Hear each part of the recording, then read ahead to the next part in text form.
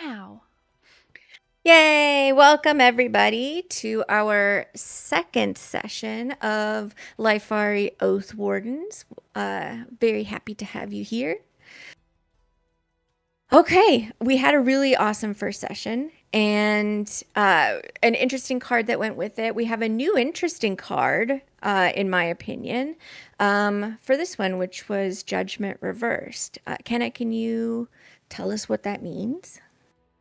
I'm just going to give keywords because I'm doing too much to do a write-up. So the keywords for Judgment Reversed: self-doubt, lack of self-awareness, failure to learn lessons, and self-loathing. Really interesting, considering some of the characters that are playing in this particular game, and you know, some of the people that might also be trying out for the Oathwardens. We're going to jump into our start of session questions. I don't really have any other major announcements. So does anybody want to jump in with something that stood out to you most from last session?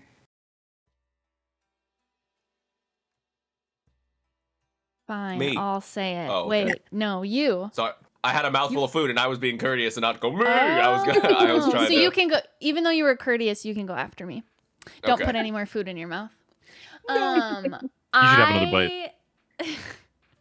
Honestly, I just rewrote my notes yesterday, and one thing that I highlighted in them because I'm very interested in it, and I'm so sorry to Tenta, is the interactions between Ashby and Dante, because they're so interesting. I really enjoyed listening to that. Yeah, it was good. Callum, you're being picked on. I really liked finding out that me and my homegirl Kenna also both have intrusive thoughts.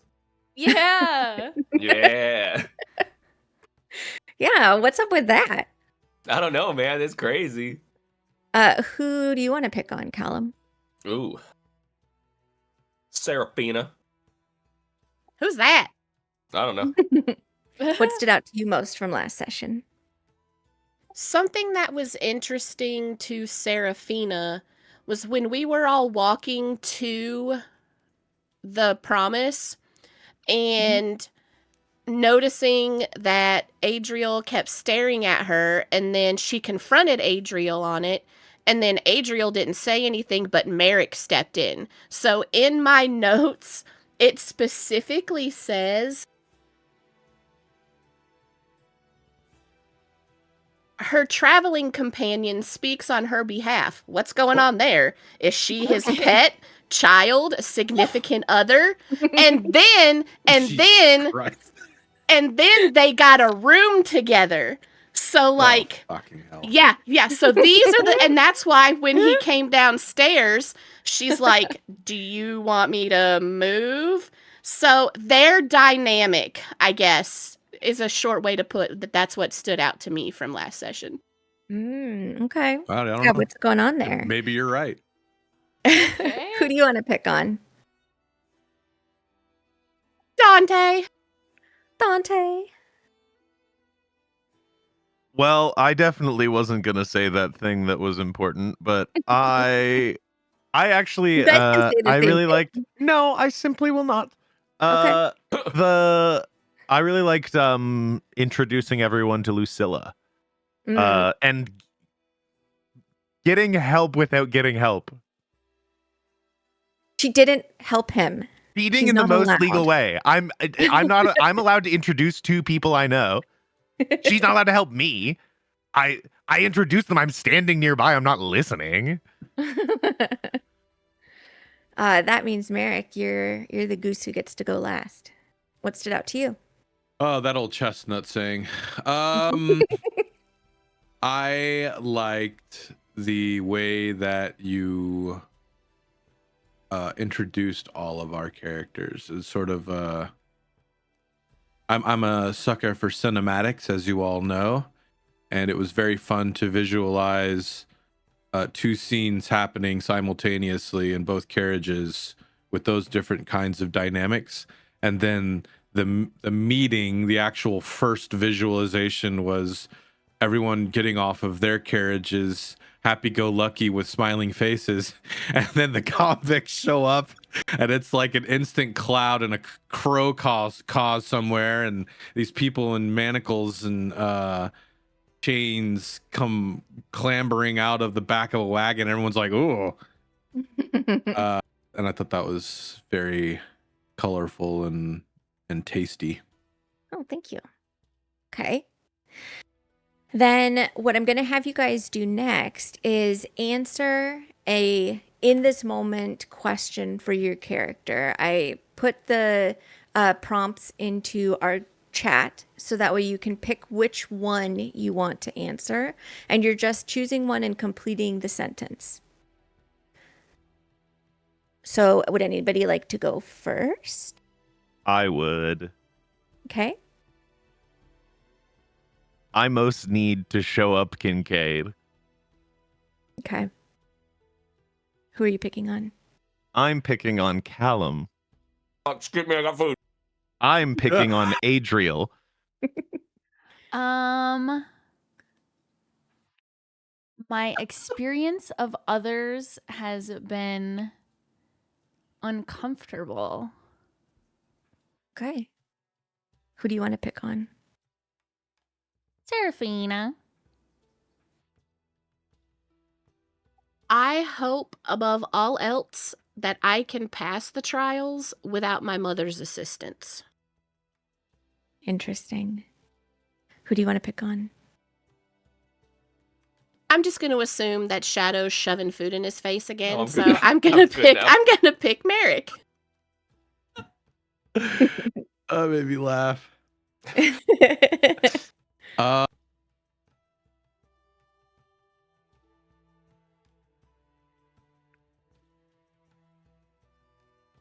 I don't know.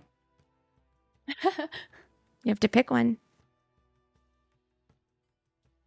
You pick one and I'll answer it. What do you desperately want?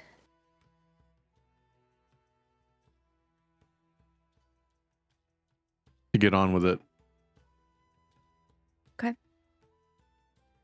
And then Callum. And that when is we hear the- strictly speaking in character. This is not me going like, come on. But like, I think, yeah, he wants to, like, if 2 days could pass by quickly for him, let's just get on with it because he's got shit to do. Okay. Callum, you're the last goose. My experience of others has been different than I last remember. Okay. I know what that means. Do any of you have any predictions for this session? I predict that we are going to find ourselves some sponsors. Okay. Do you want to pick on somebody else and see if they have a prediction? I can't wait for a wagon to have Toyo tires fucking plastered along the side. I pick Adriel. That's me. I predict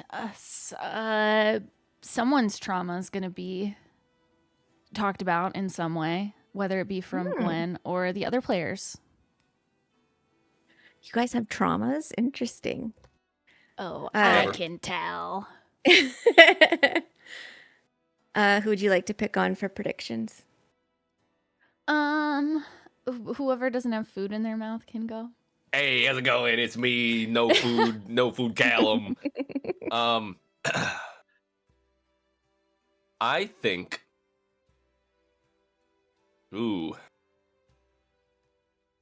I think we're gonna have our first bout of combat today. Whether it's like consensual, like a sparring match, or like getting jumped by hoodlums. I don't know, no idea, but I think we're gonna fight. All right. And who do you choose and who do you declare the last goose? A baby boy. That doesn't separate you. That's They're Tensa. both And they're I both think your so. baby that's- boys. Are they that's not? Tensa. I have to figure It's it out. me, and you Have should we not all been know paid? it's Yeah, me. It is Kenta. Hands down, Tenta. I like the varying reactions. I don't know who it is, and then just through the fucking chaos, it's me, and you know it. Everyone like- should mark in your mind, it's me. I feel like I'm it putting it in depends my on the. DM I've note. heard him say it about multiple Okay. people. I have, in fact. We're not talking about that Yes. on live television right now. Yeah. Television. My boy Dante. I believe we're going to run into someone unexpected in town that not necessarily like personally knows, but someone here other than me knows of. Okay. Merrick, you're once again the goose. Any predictions? I just need to stress that like that is not a saying. Okay, this is not like we are older than all of you, and this is some ancient times saying. She's making it up. Finding a term. Isn't every word made up? Well, but like that. Yeah, everything said it like everything it's, like, was pull that. experimental once until it caught on. Yeah, giggity. Shadow and So- Kenna get XP. Yeah. That's crazy. She's not. This is not XP. D based. colon? We don't No, this- get shit don't for you worry. staying out of it. You got to take her side or you're out on the fucking you're out in the cold. This shit Yeah. is I've milestone. been leveling up later than comparatively. Last me. goose We've if you suddenly don't adopted back me XP up. leveling. Oh, okay. No, they just get their subclasses. Okay, that's cool. That's fair. Yep. Yeah, they get to click them. They're just gonna use the stuff on their sheet now. I predict death. What? Okay, talk about a fucking. Are you gonna kill one of us? What? I don't know. I It's guess okay. we'll find I don't know. out. Maybe you stepped on a Session. ladybug on accident. Hold You on don't to know. your gooses. Okay. I don't have It's any. Oh Geese. god. Everyone make sure you're not the last goose because Gooses. Chloe's gonna kill you today. That was that actually did throw me. It didn't almost throw me, it did throw me. To say such a thing. That's fine. We'll just go forward then. Where are we? What are we doing? You guys have recently departed the apartment of Lucilla Valtrossi, who gave you some hints that there may be some sponsors who would be willing to hear you out in the market district. Specifically, a baker, a brewer, a blacksmith, and an alchemist whose name starts with B. Biddy. Biddy. Betty.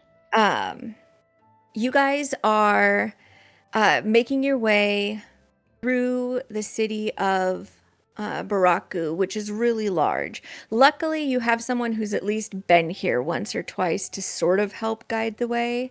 The marketplace is initially a very crowded affair. There are stalls on the sides of the street in front of any space that doesn't block the way into a proper shop. And there is noise filling your ears as the crowd kind of builds around you, and there's just so many different scents that are coming along with it. There's foods and perfumes and sort of acrid smells of things that are bubbling in bottles, and just the close smell of people as well, sort of very closely bustling past you and focused on whatever it is that they're here to try and get their hands on. Did my festival market music stop playing because I have this set up in the way? Give me just a sec so I can get both on there. Here we go. So as you guys are making your way through, you do end up asking for some assistance, and having the names of the merchants that you were referred to does help. And you get some advice to basically continue on until you get to the Copper Quarter. Moving in that direction, you remain in a market district, but the stalls that are really keeping things very like congested and close start to fade a little bit because the street widens out in order to allow carriages and larger wagons through, and it's just a little bit too dangerous to have market stalls. But you're making your way through and looking for signs, anything that might guide you where you're wanting to go. When you make it into a particular block, and we'll go there now, and looking for some where there seems to be something of a hubbub going on. A hubbub? Mm-hmm. A hubbub of geese? Yes. No, that's ridiculous. Okay. Damn, this hub is bubbin'. Okay. This hub be bubbin'. That made me laugh. Where are we at? Oh, we're over there. Yeah. You guys are up there. Are there more than one type My of music? festival market ended up playing twice. Go ahead and just ignore that. You see ahead of you, there is like a number of people that have kind of like pushed to the side, like just to the side of you. There's some that have stepped onto lawns of what look like maybe a little bit of residential, like apartment style housing here. And directly ahead of you are a bunch of not guards, but they're wearing uniforms that seem to align them together, that are standing somewhat in formation in the middle of the road. Ahead of them is a blue tiefling with like a shock of white hair who has like these sort of very opulent robes that he's got his arms flung out.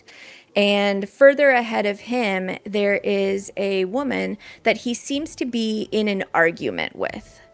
You overhear her shouting, I'm simply not going to continue to work for you. They're giving us all opportunities to try out for these things, and my contract has been complete for quite some time. And the tiefling shouts back, you can't get out of a contract like this. You know too much. Everyone knows that you know too much. You're a favorite. You make too much money. Why would you run off and do something that's dangerous, that's going to get you killed when you're already making a fortune? And she shouts back, I don't see my fortune. You keep my fortune. There is somebody who is in the crowd that you recognize who suddenly gets it in his mind that maybe he wants to play hero. And he straightens up from where he's leaning and moves in. At the same time that the woman seems to be sort of manifesting something electrically purple in her hands. And the tiefling, in reaction to her starting to maybe manifest some magic, goes on the defense, raises a hand crossbow, and fires it. Oh, fuck. Lucky lets out a gurgling choke as the bolt sinks into his throat. He staggers backwards, blood starting to trickle out of his mouth, and collapses to the ground. The crowds start to scream and press back or scatter or find places where it's maybe a more advantageous place. Someone yells out, "Get the guards! Get the guards!" What do you do? F's in the chat for Lucky. I gloat in being right. No. It's not time for that. It's time for the game. What's hilarious? No, play the game. There's a conversation. I'll tell after. Play the game. Conversation I had with Quinn. Play the game. What do we do? So these guys are all. The game's paused. Yeah, it's paused, by the way. These guys are all like uniformed. Yes. And do we get the? Do I get this? Yeah, okay, that's what I was gonna say. Now, who are these two clowns? They seem to be just commoners that have kind of flattened themselves against. Oh, they're like, oh building, shit. Okay. Trying to stay out of the way. And this, she was asking about contracts. Like, I have no contract. I paid my dues. And this dude, Lucky, didn't even get a chance to say anything. No, he stepped forward, was about to potentially schmooze, and got shot in the throat. He had really bad timing. By the redhead chick. By the tiefling. The tiefling. Okay. Oh, for the bat. She like did some magic with her hands, but didn't attack anyone, and he just preemptively fired and hit him in the neck instead of her. Okay. Yep. Okay. For nothing? I'll move There's- up. Okay. I will also move up with Adriel. I'm gonna slowly move up. These guys turn towards you and draw their weapons and say, "Stay back." I'll stay back from Adriel, but I will say, L. This ain't our fight. We can heal him. I don't know if they'll allow that. He didn't do anything. Well, You see the woman drop forward and try and start staunching the bleeding. That's just and I'm gonna have you guys roll a perception check.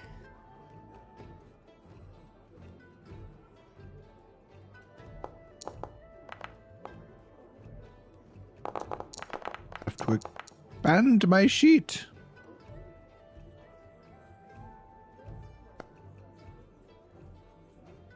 Okay.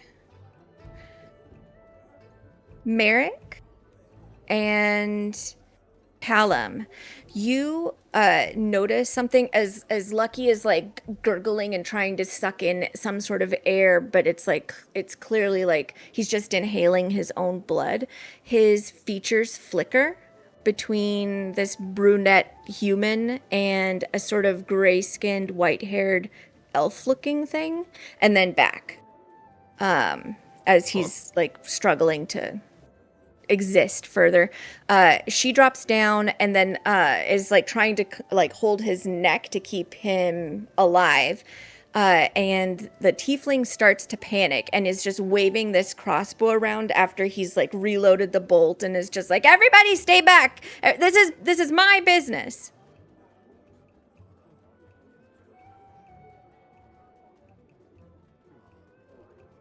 When the flicker thing happens, Callum's gonna kind of have an internal monologue and just go, "You see that too?"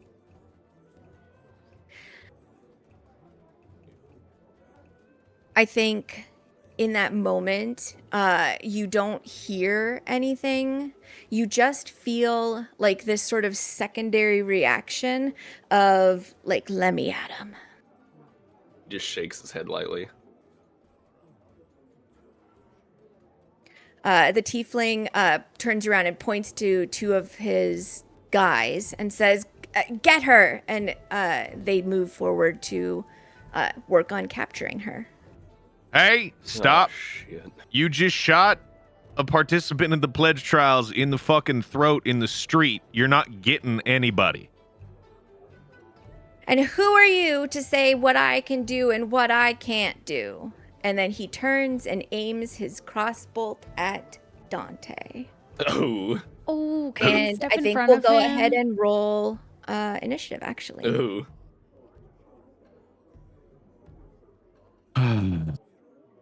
I can't. Oh, never mind. What's the initiative? There it is. Let's go. Who? Holy shit. That's a big, Whoa! big Let's inspiration for me. Yo! Let's go get her! Me and you! Let's go! Let's fucking Where's go! the initiative? There it is. It's, yeah. Two little intrusive thought freaks with two little initiative rolls. Yeah! Okay. I'm going to be shot in the chest. Oh. Guys, Sorry let's go sorry about ahead. that. Let me get you some good music to fight to. Let's see. I need my prepared spells. There we go. The real fucking kicker is that one of my answers to those questions is I want to see Lucky die. That's I know. crazy. Down! He predicted death. He did predict A guy it. who was Eric wants him 8% to annoying to him die? for 20 minutes. Oh yeah, I had a conversation, like I said, with Glenn, and it's very funny that this is happening right now. So he's going to go ahead and actually fire his crossbow at you, Dante. Oh, gosh. Give me just a second. Oops, did I make him invisible? I just don't know if this is the music. It'd be so real. It's Well, it's not, like the craziest situation. I feel like I'm at the circus. Yeah, I feel like we're watching This is a fucking Dumbo circus. slide down a slide. Well then, I don't mind it. Don't let him bully you. to me, it just- feels like Indiana Jones combat music. Really quick. Oh, that's a good one. Pip is not on the map, and Pip is here. Okay, I will bring him on for you. Give me just a second. And I have a mountain lion. Yeah, I got my woolly mammoth. I have wait, 10 elk. elk. We yeah, didn't talk I about that, right? also have 7 other party members. Where are my 10 that's sentient right. I elk? remember that. We Of talked about it. varying levels and classes. One of with them's us. Vosti. I have 11 So- and a half Rosie is here. velociraptors. Bring Yeah, Sakal at Quinlow in level here. 20. Put him on the board. I This have also Cruise gives me DLC Uni. Arc Spino. I have velociraptors. Wait, the lesson I'm getting from this is that blue tieflings are bad. Oh. Yeah, wait a second. Wait, Do we you- know this guy? Oh, you must not have watched campaign 1. Boasty, what are you doing all the way out here? This is a crazy He way for went you to wander real and light. become It's evil. old angry Wait, he's Vosti. really old now. Still hot. Still kind of hot. That's 30 crazy. years does a lot to you when you're an angry man. My whole family's died. Sorry, guys, things are going a little bit haywire on my side. You thought this whole time that Pip was only a cat dragon. Little do you know, Pip is actually Tiamat. We're gonna Did you see win. that? Easy. You're a goof. Okay. Like I did a not hear that, goose. Kenna. You didn't hear the crisp opening of a Dr. Pepper? No, I didn't. I'm very upset. Rip It it and said rip that it, my dog. microphone lit up, and I was like, cool. I didn't know it was that loud, but like, cool. What the heck is going on here? Sorry, my game's kind of frozen.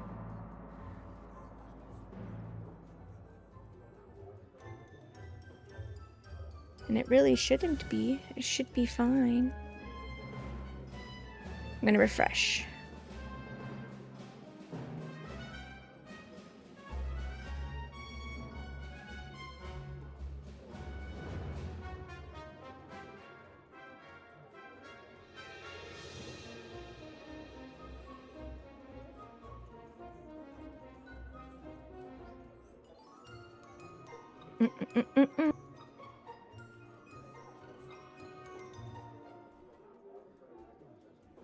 First things first. I'm the realist. Is a Pip. Oh, yep. I will plop him next to you. And let me get this guy actually firing. Watcha! Maybe he That's what it misses sounds and like. he kills one of his guys to the throat as well. Maybe he doesn't That's a shoot the possibility. wizard. He's a wizard. Well, the wizard said something to him, Well, so yeah. Man, I said this wasn't our fight. Why did I have to roll initiative? Well, if you're gonna leave, then you can do that. Great. On I turn around and walk home. Trial's over. This ain't the No, trial, is I'm it? using this. This at the end of the day, we're gonna look. If we win, we're gonna look so cool and badass, and everybody's gonna want to sponsor us, bro. Merrick walks 2 blocks down the street into a prison cell. that is a possibility. This could be a way to demonstrate your hero material. Home sweet home. See, we could be heroes. Sorry. Been there, done that. Look where it got us. You thought that was hero stuff? Another argument ensues. You?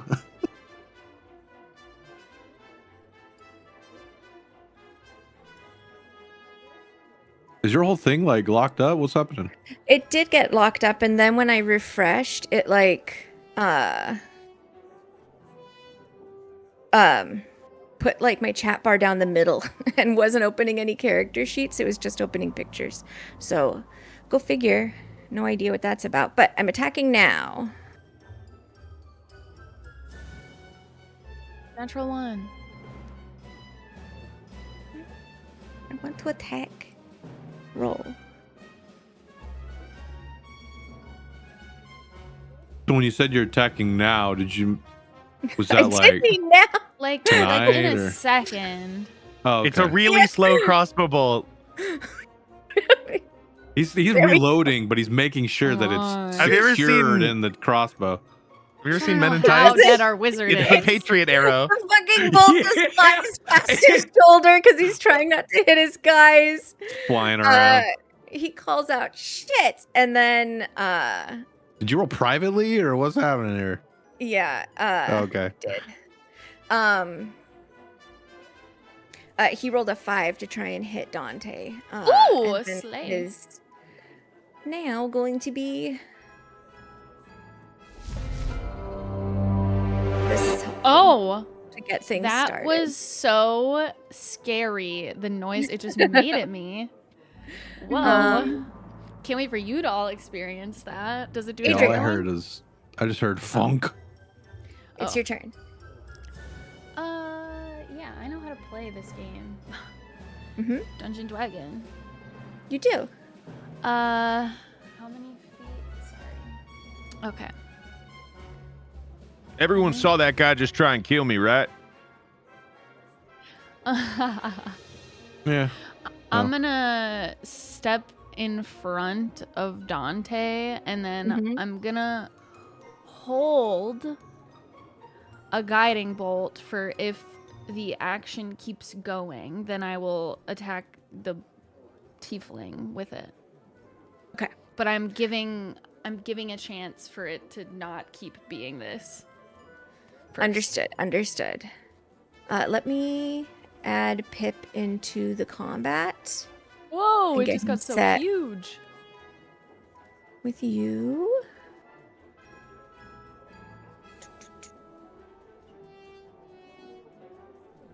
He's in there, and then. Oh.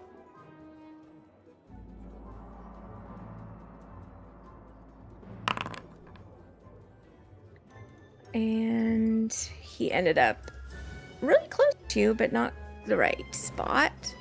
So let me just update him. I gotta turn the music down. Holy molies. Okay, with that, so you're Oh. holding your action, and Callum, you're up. Oh, Oh, I don't know. Something just happened with my keyboard. I apologize. It's okay. Callum is going to step kind of up, kind of over here, and kind of follow suit to Adriel, and he's going to ready an Eldritch Blast, and the trigger Okay. specifically being anyone that steps up to her, Dante, like aggressively. So like if one of these homies or like the tiefling rushes forward, then he's gonna let loose on him. And you guys could see that these guys in front definitely look like they're about to start shit. Mhm. But you can hold your action if you would like to. That's very fine.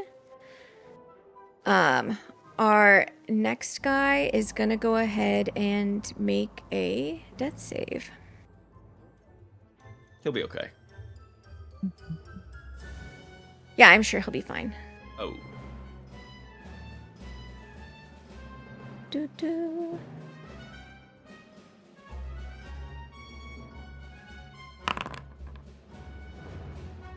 Okay.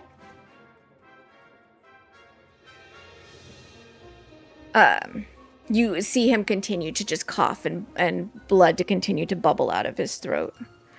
The woman is going to spend her action trying to do something to help staunch his bleeding. So she's going to attempt a medicine roll, which is not something that she really knows how to do. So this will be interesting.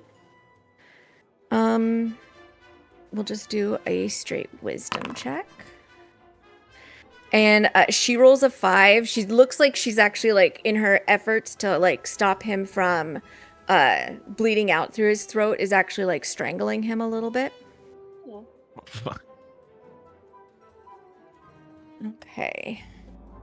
And Strivik's spell is going to quickly work on reloading his hand crossbow.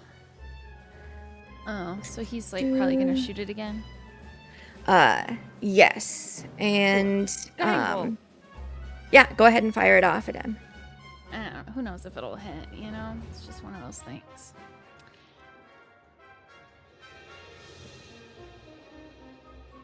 Okay. Natural 20. Nice. Yeah.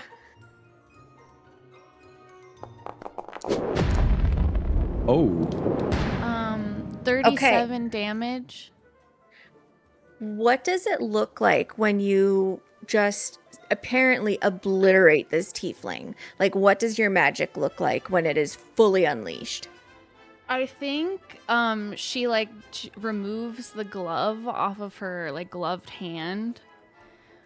And she like traces a circle in her palm that then turns into like very similar looking to like the cracks under her skin, like a black ichor for a second, and then it kind of shifts into light. And I think she kind of looks shocked as she like throws it out of her hand. Yeah. And then like as she watches it connect with him, she kind of stumbles back because she's like, and that's it. Okay. From further down the street, you recognize another person that you saw at the House of Promise who is definitely like debating on whether or not he wants to get involved. He looks fragile, we'll say, but he does like let out a really sharp whistle to get your attention and shouts, "We're not Oathwardens yet. You can't just kill people."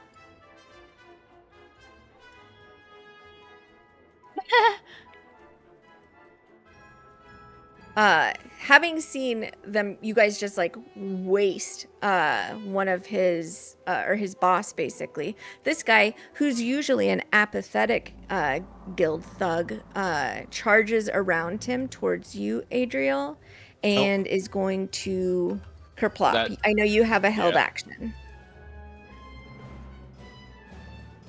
You can go ahead and fire it off if you'd like. Yeah, so he's going to turn and launch an Eldritch Blast.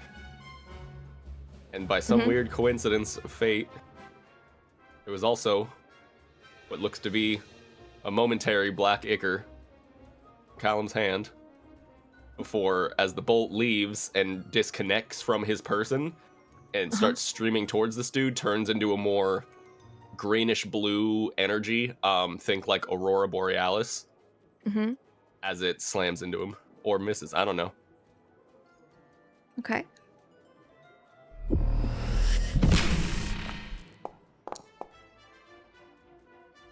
That's so cool. That was really cool. A 21 does hit.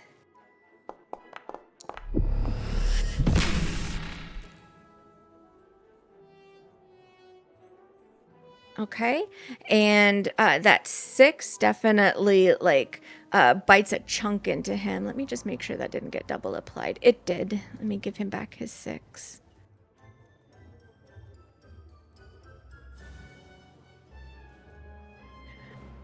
As like this thing sort of like rocks through him, you can see that like his intention becomes more of like a frantic, like just get it off me, and he like really like violently shoves his spear at Adriel.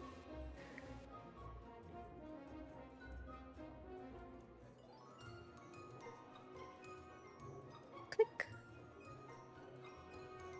Hello? Oh, I was on the wrong tab. To attack, normal. But his sort of flailing around, it's a 15 to hit, which I don't think does. It does not. Okay, let me get out of whisper mode for you guys. With that, Merrick, it's your turn.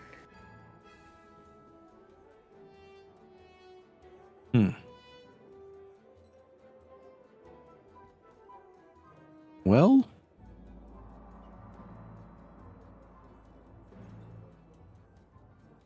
I was going to play this away.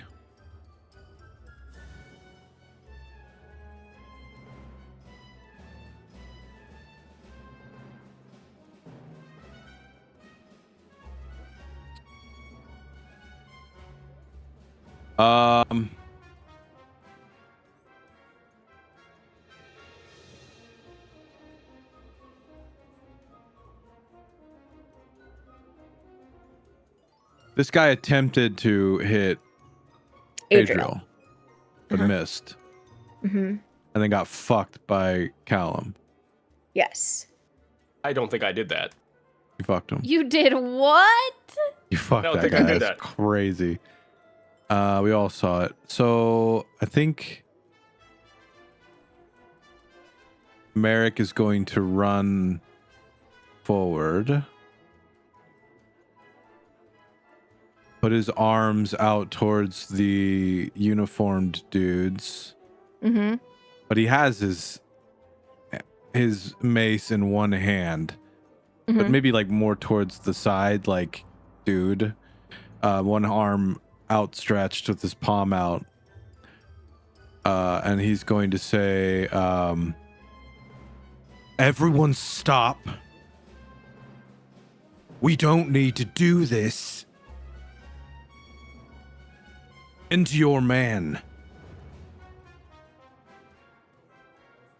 And I'll point at the dead dude behind them. But I'm going to hold an action to see if they approach me in a violent manner. Okay. Sounds good. Then we will move forward with you holding your reaction there. This guy. What the fuck? Are you good? Yeah, Because you so- have it on your I know, hotbar but I'm and- not. It's doing it when I'm not on the tab. Oh, that's weird. Make sure that Anytime you I don't type have, in Chrome is okay. That's odd. Okay, but you're good. Yeah, I'm good. Sorry. Okay. No worries, no worries. This guy back here is going to pull back on one of his spears and chuck it at you.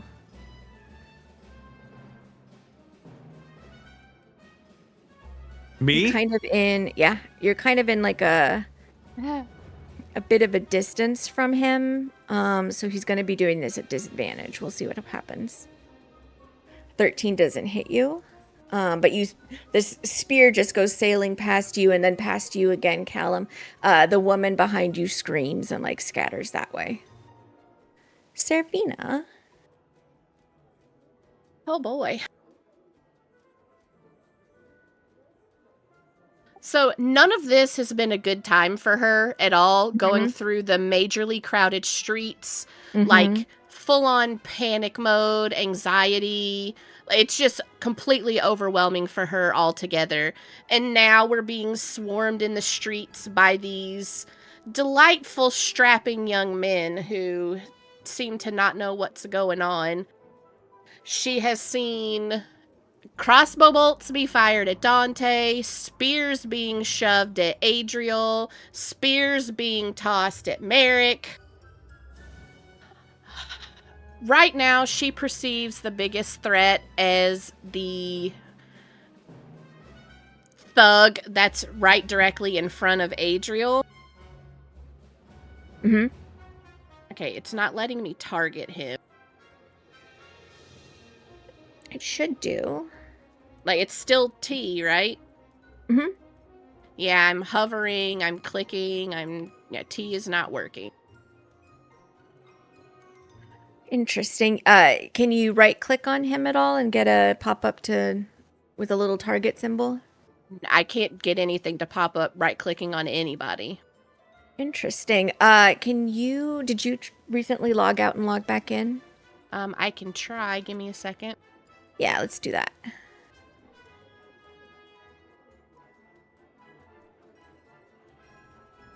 It's interesting. The guy that predicted death is trying to stop it. You know you did this. My fucking bad, dude. Saying. While we're waiting on that, can I go ahead and have you roll, Merrick? Make sure that you're doing it blindly. So clicking on the little symbol of the eye with the slash through it, and do either intimidation or persuasion, whichever is your preference.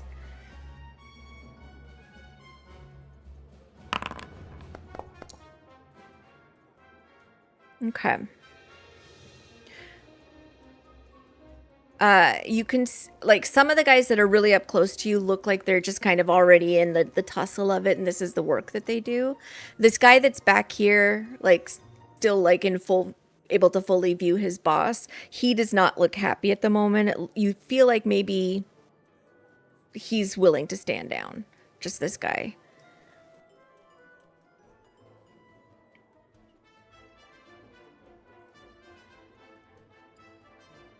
All right, I have to pull all my stuff back up. Give me just a second. No problem.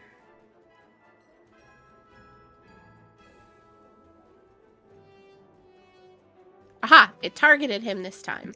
Yay.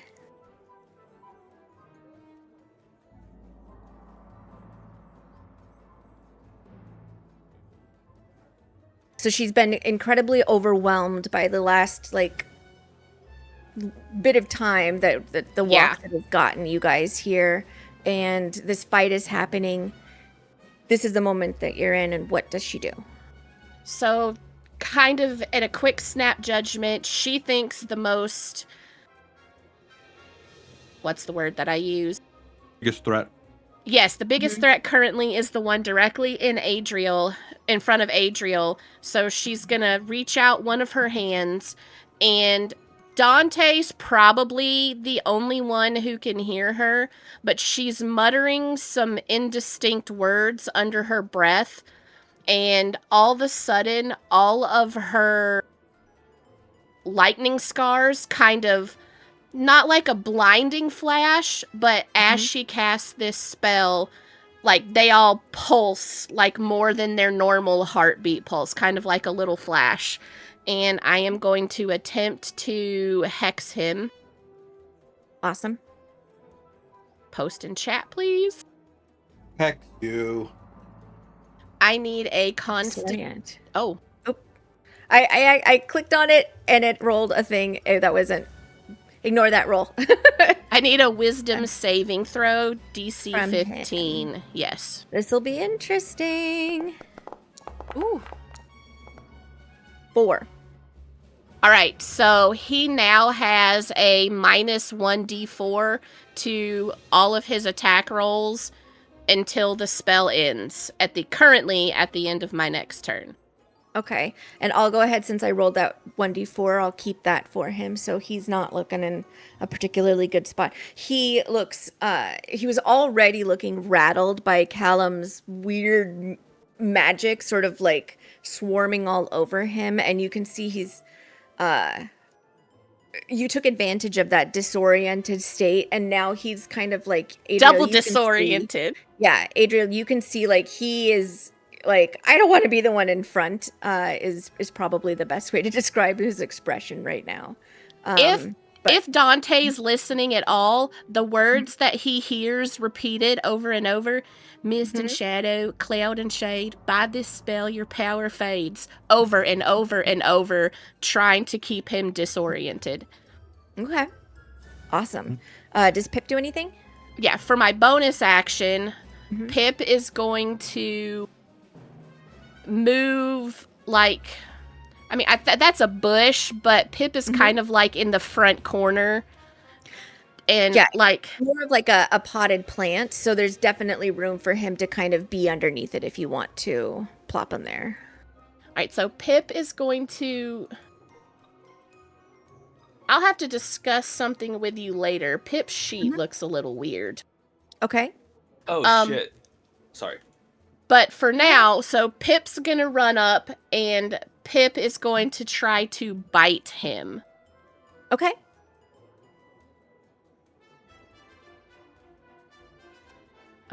Gwen, I just realized that there should be 5 more damage on the guy that I hit because my agonizing blast did not proc. Oh, I'll go ahead and... So there should be an extra 5 on him. Take that into That's account. strange. It should auto do that. It didn't, which was very strange.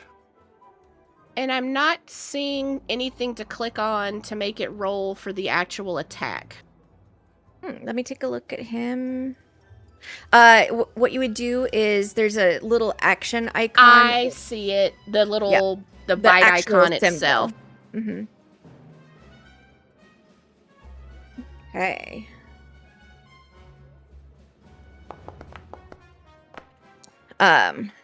He latches on to this guy's boot, but it is like a thick enough leather that his little teeth aren't able to pierce through it. So he's got a good hold of him. He's just not doing anything additional to him. All right, so I mean he'll let go if the bite's not going through, so Pip lets go, and then just gonna hang out right here. Sounds good. This guy that's behind his friend is going to pop forward and engage this one that was trying to shout them down. I mean, you guys just killed their boss, and now you're saying let's not make a big deal about this. And he's going to attempt to stab at the Merrick. And me? Mm-hmm. Do I get to attack first or after? No, go ahead and make your... You were holding a reaction, so you may.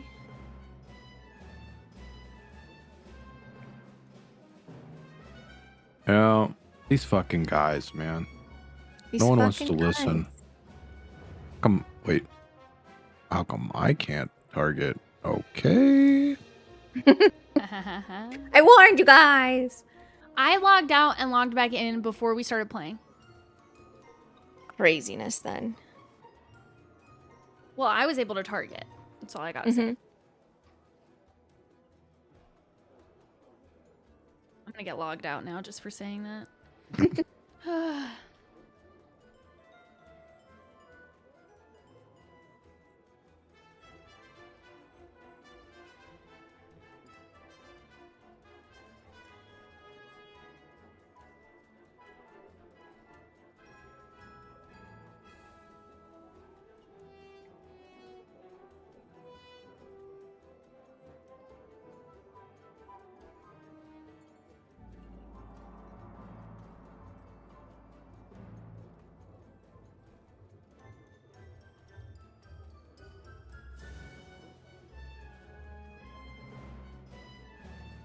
While you're relogging in, something that I can advise, you got a heads up that maybe because you guys are just, at this point, still visitors, you're not officially, like, even pledges in the trial because they haven't officially started yet. If you choose not to, you can basically say, I'm pulling my punch, so you can reduce them to 0, but say, I'm trying to knock them unconscious as opposed to kill them. Unless you want to kill them, but you can.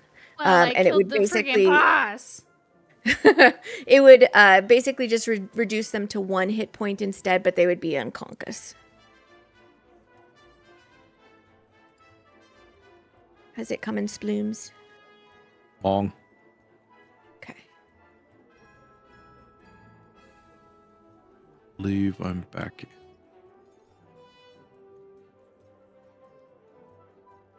I see you.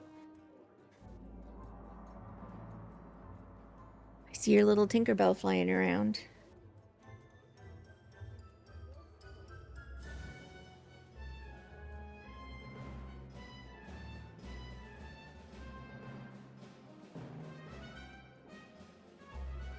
Did it not? Oh. I need to punch it again because I was still blind. Mm-hmm.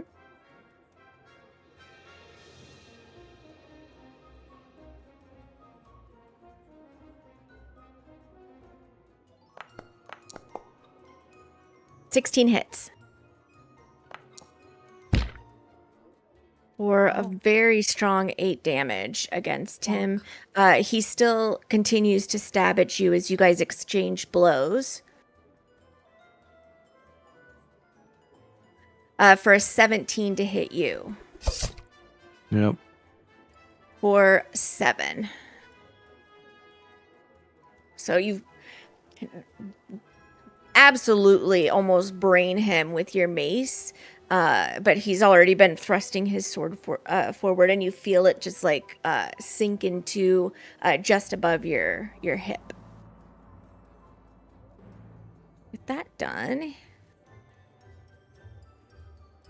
his companion, a fellow that looks incredibly proud of himself, notices like this sort of strange looking woman just like whispering to herself, and that something seemed to happen there, and he's just like, well, I'll go after the caster. So he runs forward and is going to make an attack against you, Seraphina.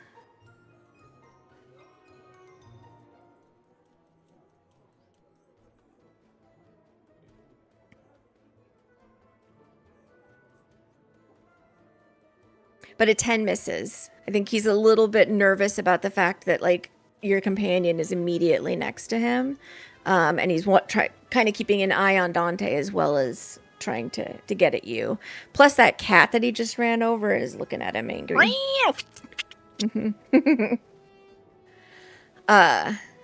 This guy is just like, Fred's, my guys, and he seems like sort of incensed because maybe there's like a deeper relationship between this thug and the other thugs. He's gonna go up and run against Callum.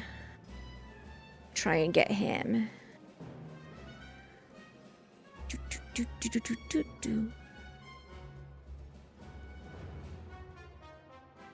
But 11 does not hit.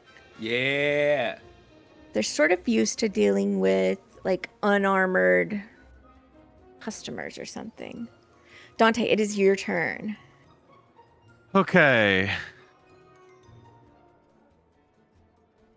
Hell. What do we do here? I'm gonna draw a card. Okay.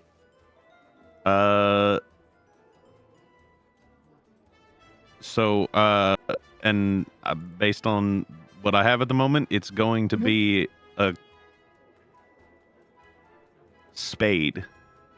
So I get to move half my speed without opportunity attacks. Correct. We'll go back here.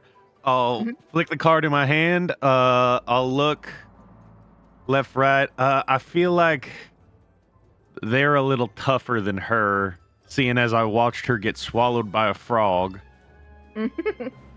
Only half of me got swallowed by a frog, okay? Get partially ingested by a frog. I'll turn and I'll fire a chromatic orb at the one in front of Seraphina. Okay.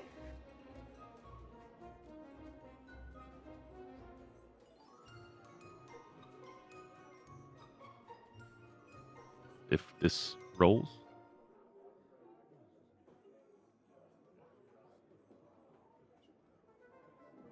There you go.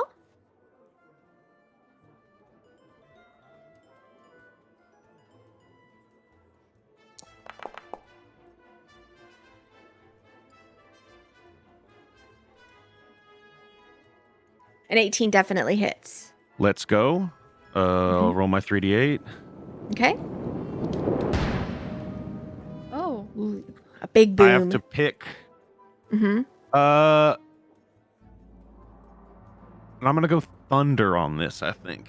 Okay, And I sounds charge the card, and sort of like a halo of like ultraviolet, like dark, deep purpley color fills it, and it starts reverberating, and I throw it, and it's gonna blow up on him. Okay. I don't want. Why is it? There's so many heroic inspiration things popping up. Okay, I get no 8s, so that's 11 damage. Very nice, though. He looks immediately sort of like thrust back against the side of the building here, and like he's gasping, like the wind got knocked out of him, and maybe he's only just realizing he's positioned himself between two attacking enemies, and that didn't seem smart.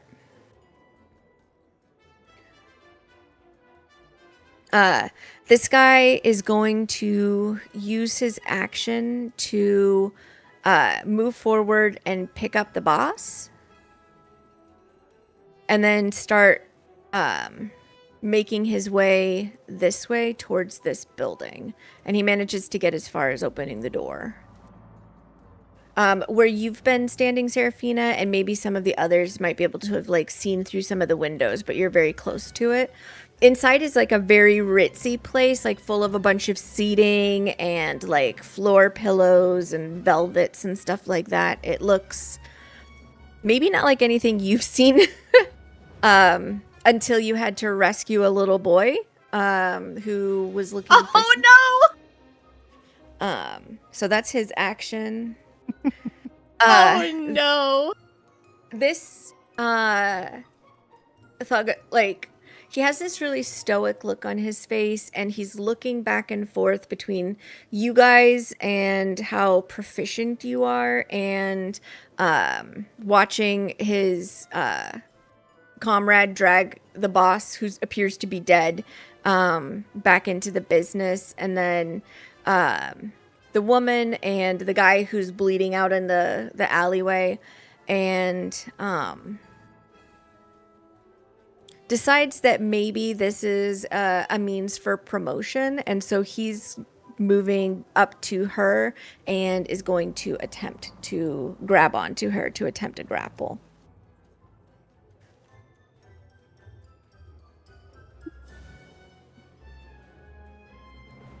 Which I think is just his melee attack versus her dex or strength save.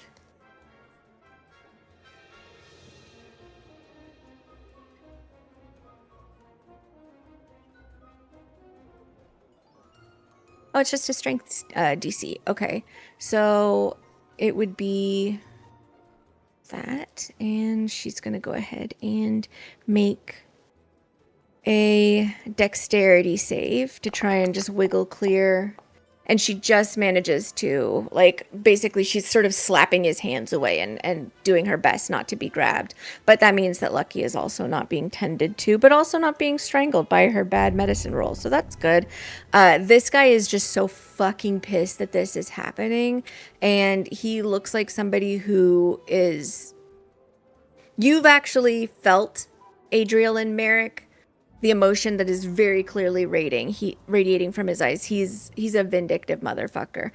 He's going to dash forward to here and help his friend with Callum. What a prick. Mm-hmm.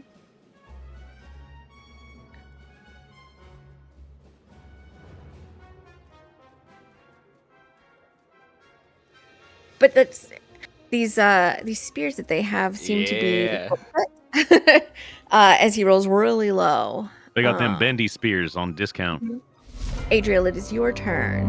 Whoa, scary noise. And we're at the top of the round. Okay.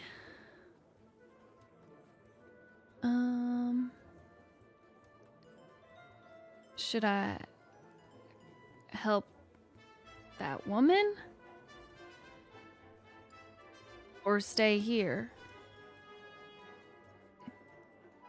Try and help the woman. Try not to kill anybody. Okay. She looks like weirdly hurt by that. And teleport. Before she goes, I think he would like look over. Cat's out the bag. Do what you must. Okay. What do you mean? The cat's on the ground right next to her. It's not been in the bag the whole time. Okay. I did say try. So she just sort of like disappears into shadow and then appears over here. Um, and then as I'll go sort of there. like under Dante's like advice not to kill anybody and to do the best that you can, you hear like this additional voice that says, "You've never hesitated before. You didn't hesitate with me." What do you do? Sorry. I'm not using the sharp end of my weapon. I'm going to try to knock this guy out. Okay. But, who knows how well that's going to go given what's going on in her brain. Mm-hmm. So we'll see. Yep. That's how I thought that was going to go. Mm-hmm. Yeah, it looks like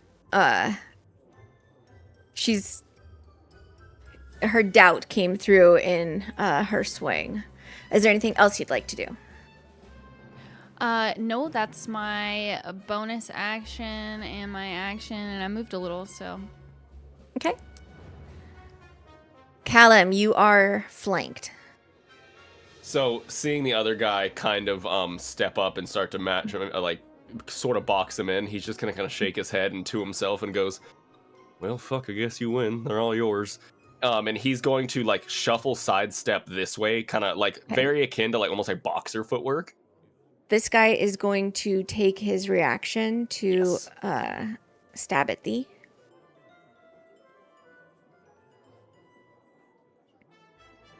With a 20 to hit.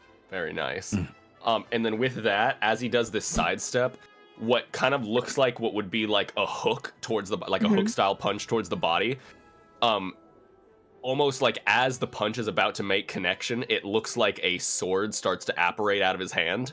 And with bonus action, he's going to conjure his Pact of the Blade. Nice. And then he's going to go in for the hit. Okay. If it will let me. There it is. Attack. And then is that advantage because he's flanked, right? He is flanked, yes. 20 hits.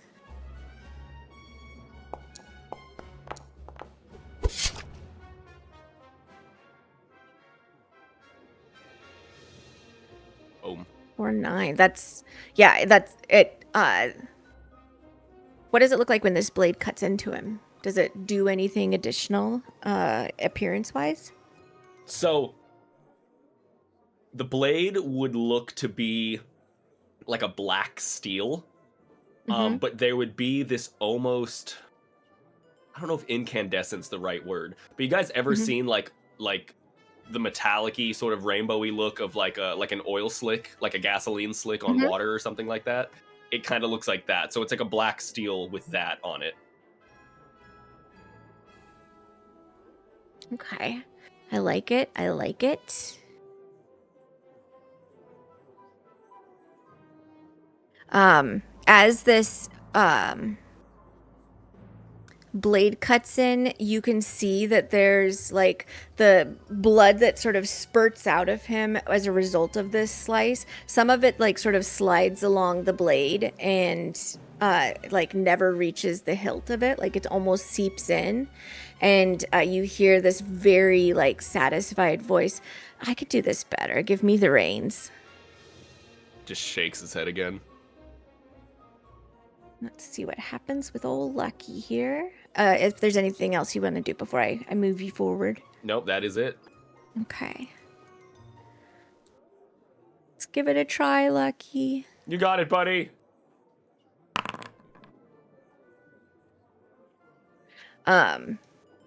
Adriel, you can see at your feet, like he's starting to grow pale, and you're noticing like the color is like not only fading from like his face, but also his hair is starting to bleach out. The woman, especially seeing that you've come to help, is going to sort of like shake her head in order to get something kind of like, I can do something more than this. And she's going to attempt to hit him. But she doesn't have any weapons on her, so it's just her fists. But that's okay. She's going to attempt to punch him. And she aims really well, at least. Yes, girl. Do that 2 damage. Yeah, and like he like screams out when she punches her fist against his leg, and he's just like, Charlie horse off. Charlie horse. Mm-hmm. This guy is going to he's going to move forward to here. And hurl one of his spears at Dante. And don't forget it's at a -4. Because he is disoriented. Yes.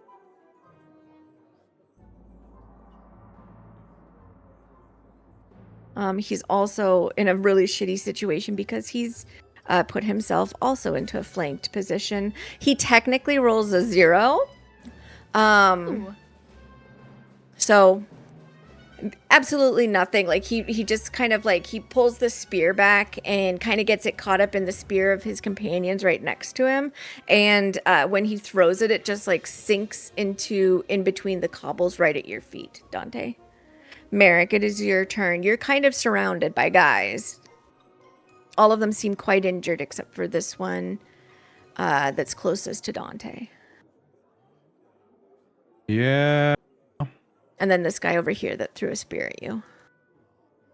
You do have 2 flanked options. I do be having that. Just like my little baby mace, you know? Yeah. You guys are just like little itty bitty level 2s.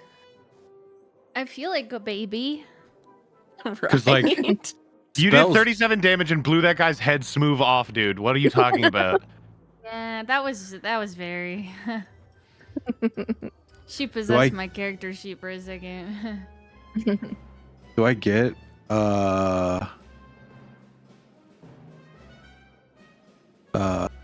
advantage on spells? Yeah, if it's a melee spell and you've got somebody that's flanked, you do. The answer's no. You just knock him out.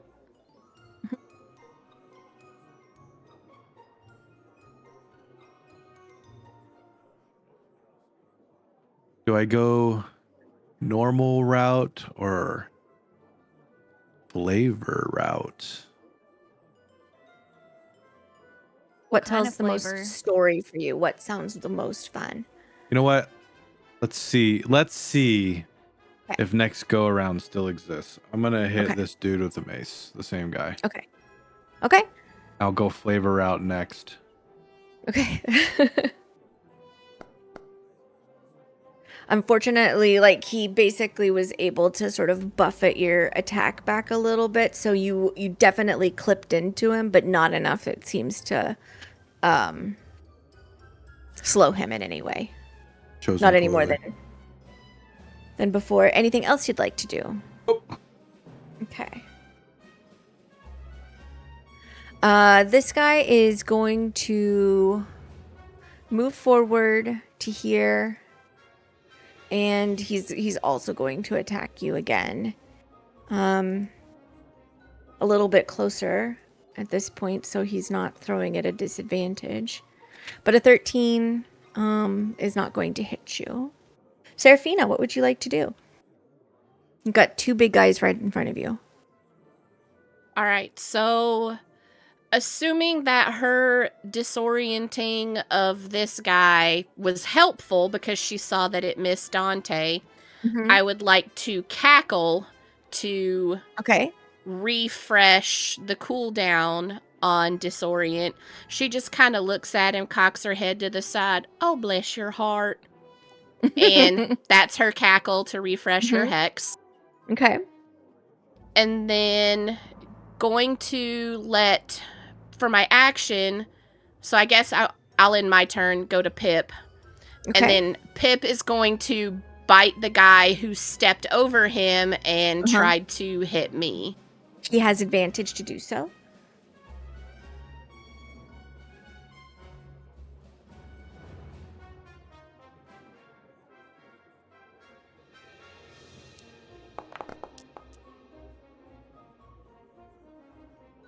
A 16 just hits. All right, I'm going to need a Constitution saving throw.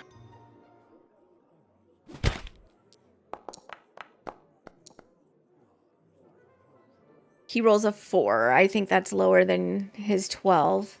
Okay, so first he takes 3 damage from Pip's bite.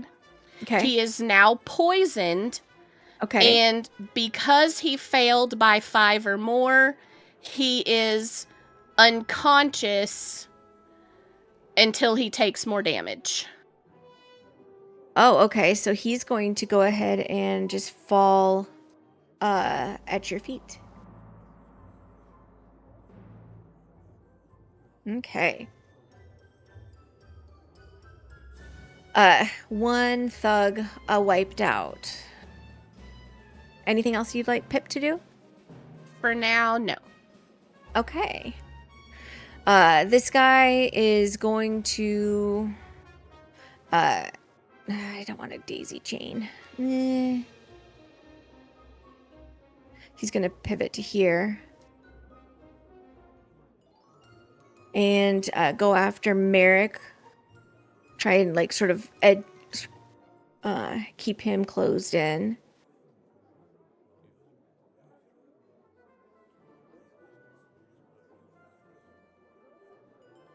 But a 16 is not good enough to hit him.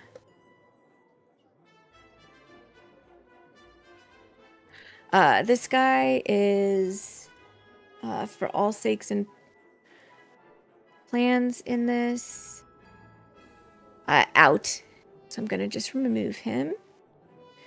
Our next guy, who's just like now finding himself flanked, unfortunately, is just like, Brian. And as he looks over at the guy that just sort of collapsed, and then is going to angrily attack at. He's going to pivot to here and then attack at Callum. No. Yes. Actually, decline Not your very well. attack. He's way too emotional. His boyfriend is hurt. Dante, it's your turn. His boyfriend. Why you gotta put that on me now? Go ahead. I don't know. He just came up as the loving guild thug, so I think he just assumes he's a boyfriend with everybody that he works with. It's toxic, really. Dante, what would you like to do?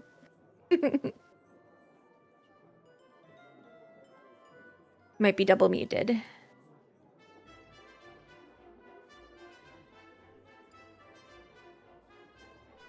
Dante's Definitely. dead. Oh my god, he's dead. He is dead. Oh my fucking god, he's fucking dead. Hello? Hello? Hello? There you go. Hey. Okay. Yep. My Discord's just funky for a second. Okay. How tall is this roof? That one goes up 3 stories. What about this one? So it would be. Oh, this one here. Sorry, I didn't see which one you pinged. The one to the south of you goes up 2 stories, so it's about 20 feet. This was the one that goes up 3 stories, so that's about 30 feet.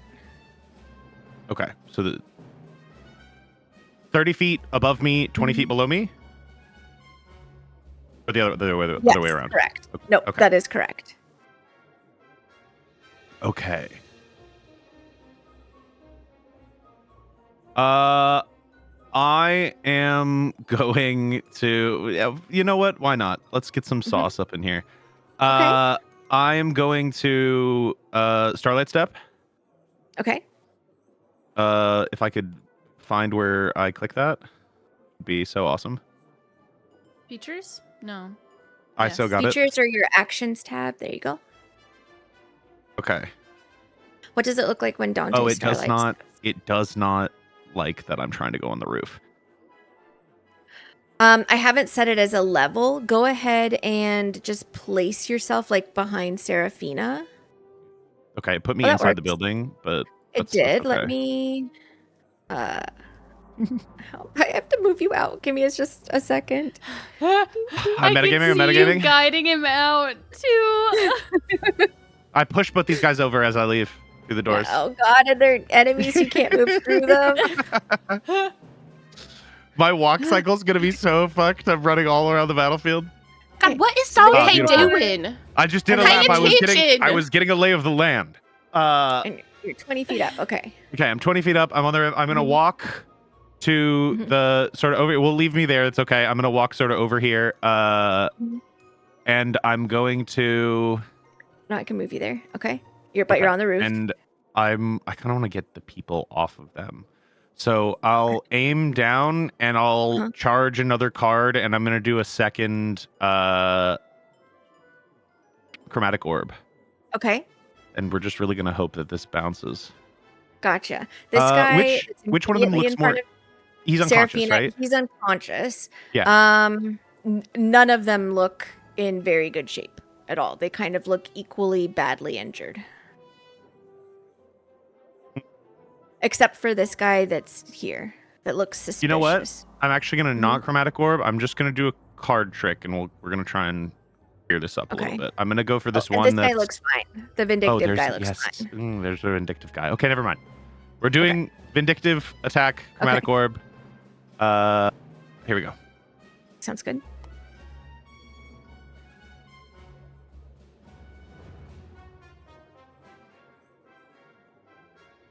Why do I have disadvantage? See if I can move you up here without it. Can I? No, really just doesn't. Plus 20 feet elevation. I'm just gonna click it for normal. I can force it normal. Mm-hmm. That's gonna hit. Okay.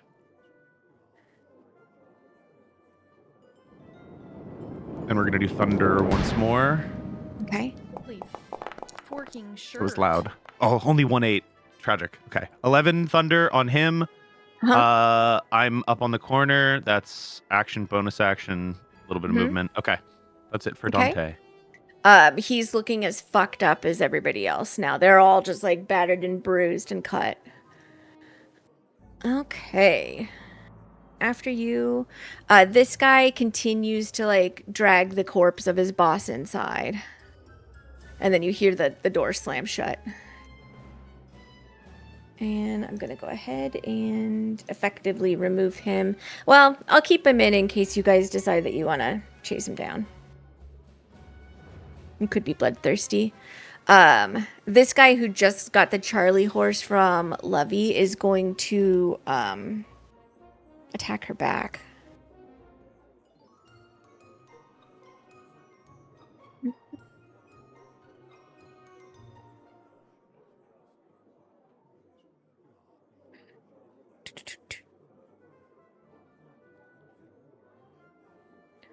And he hits her. And it like slices through her arm, and she shouts, "Ow! Expensive!" And looks as equally as pissed at him for cutting her as he did for getting the Charlie horse. The sort of like pummeled and bruised guy who is now feeling even more angry because he can't. There's no possible way he can get up to you, Dante. Is going to go ahead and take advantage of the fact that you abandoned your friend. And he's going to run over here to try and beat up Seraphina.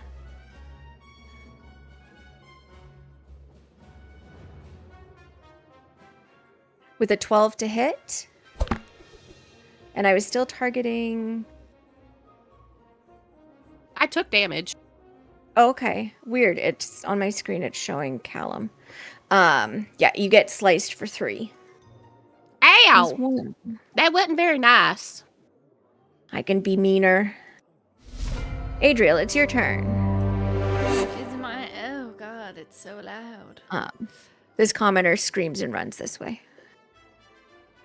Okay. Should probably. Well. While you're considering, I'll give you a quick perception check. Sure.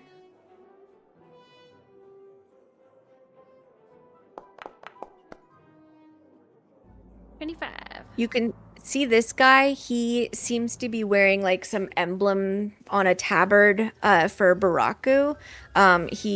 It seems to be a guard by his armor, and his approaching quickly is probably going to round the corner soon. Okay. I'm going to turn to Lucky, who's on the ground. So sorry to Splooey, out of character. Mm-hmm. Wow. And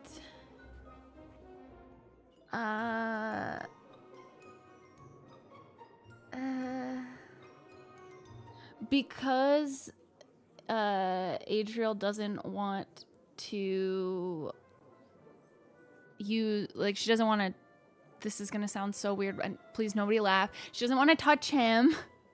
He's got cooties. Oh, sorry, I'm targeting the wrong person. So and I'm gonna healing word him. Okay. What a waste. What'd you say, Splooey? What a waste. As this magic sort of Lucky rushes must into die. him from a distance, does it have a special appearance? I don't know. You decide. Okay. Does it look good or bad? Your turn. Okay. I think this is a moment when Adriel is acting purely just to aid somebody. There isn't anything else that she's getting from this. And so this like soft white light sort of flows out of her and into Lucky. And you can see basically like it starts to like close his wounds up around the arrow or the bolt. And then it starts like forcing it out of his skin. Ew. And then I think because she knows that this guard is coming, she's going to like sort of like kneel down and keep trying to assist him, but she's notably only using one hand, and it's her non-scarred hand, and she sort of puts her glove back on first. Got it. Callum. Yeah, well, I'm up here. Yeah, you're sort of cornered back against a door to a building, and you hear people on the other side screaming like, "Hold it closed! Don't let them in! They'll kill us all!" I'm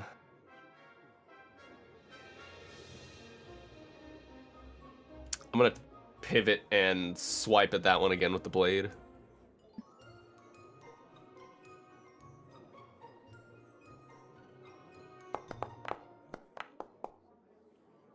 Fighting with your back against this door and with two enemies on either side of you that are ready to like attack at you, it's just a little bit difficult to get your hands where you want them to be. Is there anything else you would like to do though? Oh, 15 misses? Yes. Okay. No, that'll be it. He's just staying there. Okay. From around the corner runs this guy in very nice armor and a tabard that symbolizes his membership in the Baraku Guard.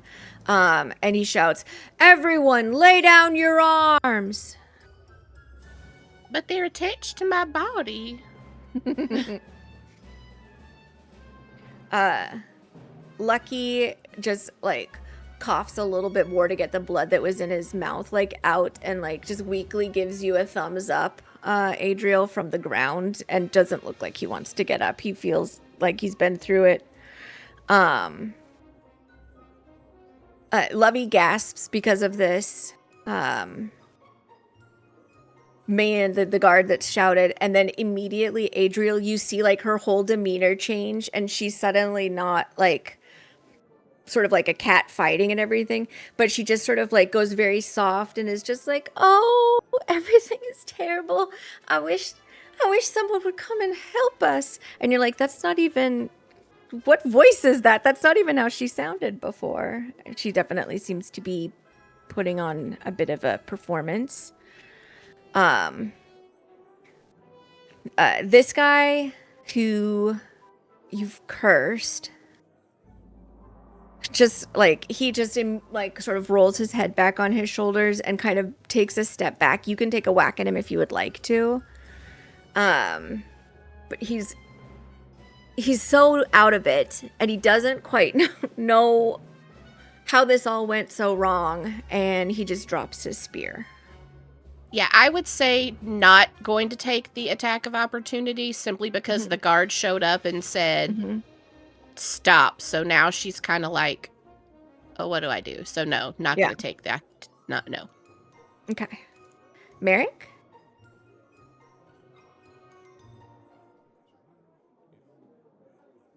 I'm gonna flavor this. Okay. I think as all of this is sort of happening at the same time, Callum would have seen Merrick reaching out towards, I don't know, one of the guys in front of you that's not focused on me. And I think you would have seen his eyes start to glow more amber. And his hand would sort of start to emanate some light. And you would see that he is quietly saying something. And I think the words you would hear would be, grant us something of reckoning, something speak with the voice, something voice of vengeance. And then the guard said, blah, blah, blah. And he goes, and he kind of like snaps out and his eyes go back to normal. He puts his hand down. And when he turned, he looks at Adriel and maybe quickly back at you. And poof. And he's going to Misty Step. Oh.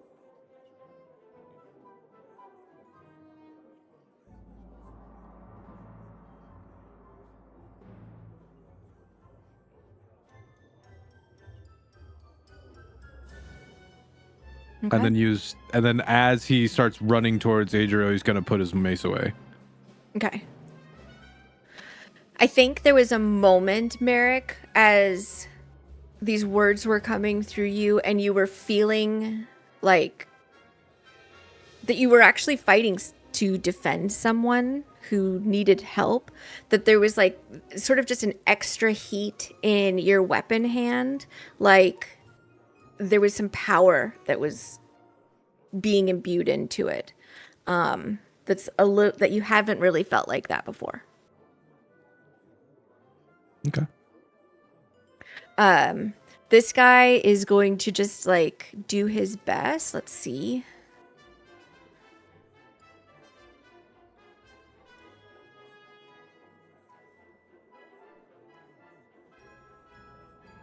Let me check on this guy.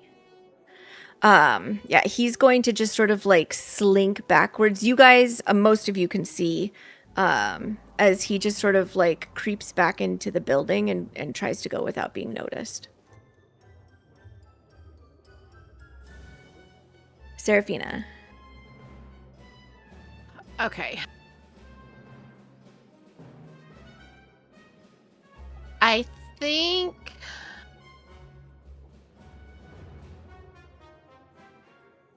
gonna let the hex drop and am going to hold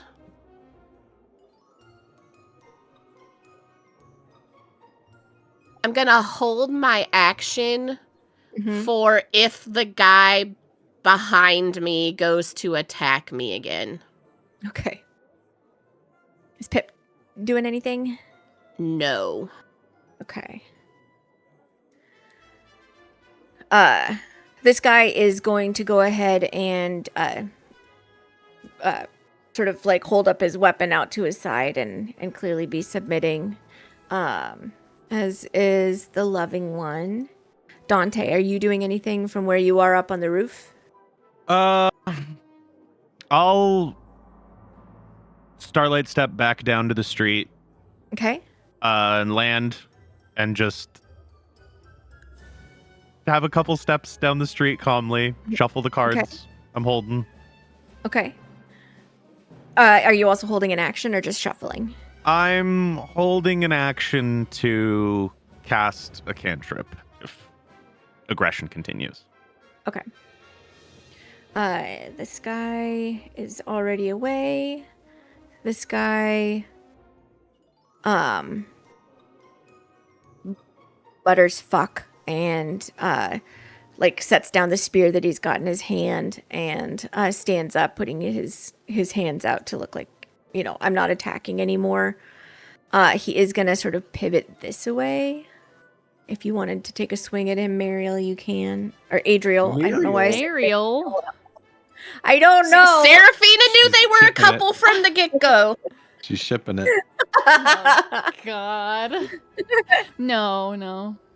I Her think detective skills she's on not even point. paying attention to him. She was just like still trying to tend to Lucky. Okay. This guy is vindictive. He is gonna try and like sneak off one more stab against Seraphina before giving up. My God. Oh, wow. No. I know, he's the worst.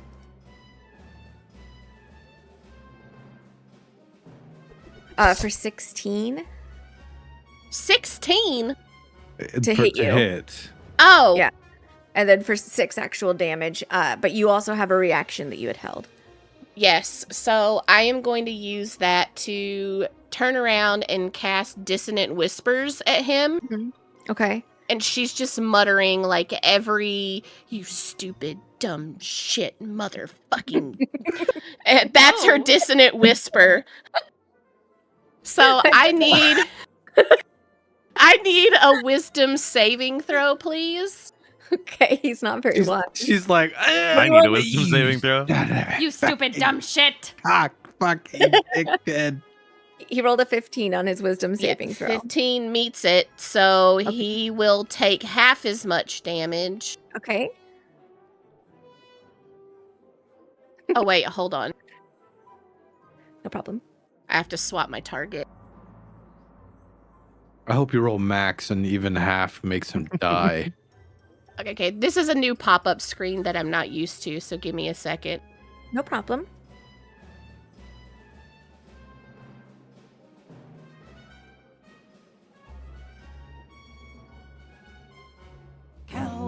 Ooh, fancy. Ugh.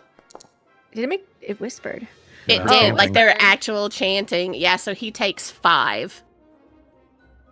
Okay. Do you want this to kill him or just knock him unconscious? Oh, just knock him unconscious. Taste your bliss. Ari wants him to get blown the fuck up. Seraphina's like, okay, maybe this isn't the time or place yet. Okay. No worries. Let me just put him at 1.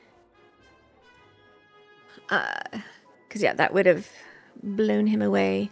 So yeah, he like stabs you in the back while you're distracted with the guard, and your quick response just makes him sort of like look immediately hurt for a second as you cuss at him, and then he just falls unconscious as his mind can't handle it.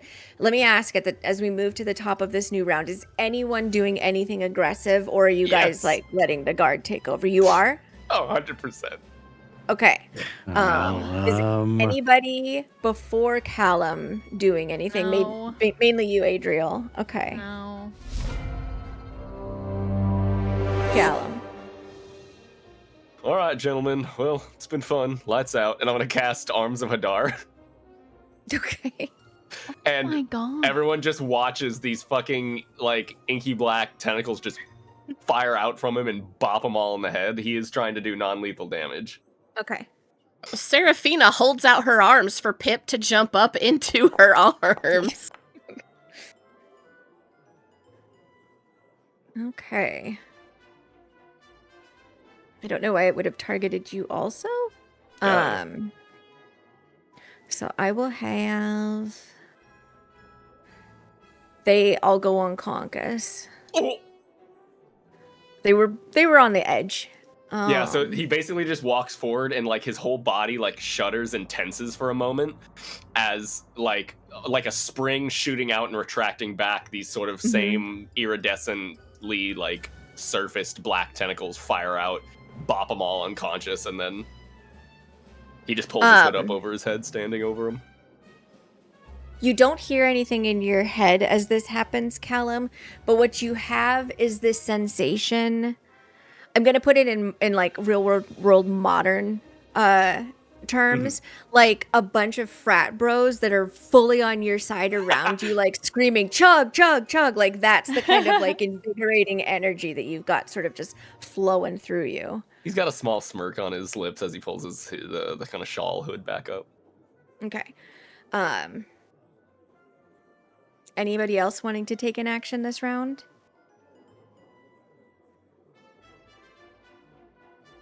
Oh, and my sword's gone. I bonus action to like dissipate the sword. Okay. Then we will go ahead and end the encounter. Well done, folks. In the moments after, the guard is joined by several others who finally caught up, and I'm going to quickly switch over to less exciting music.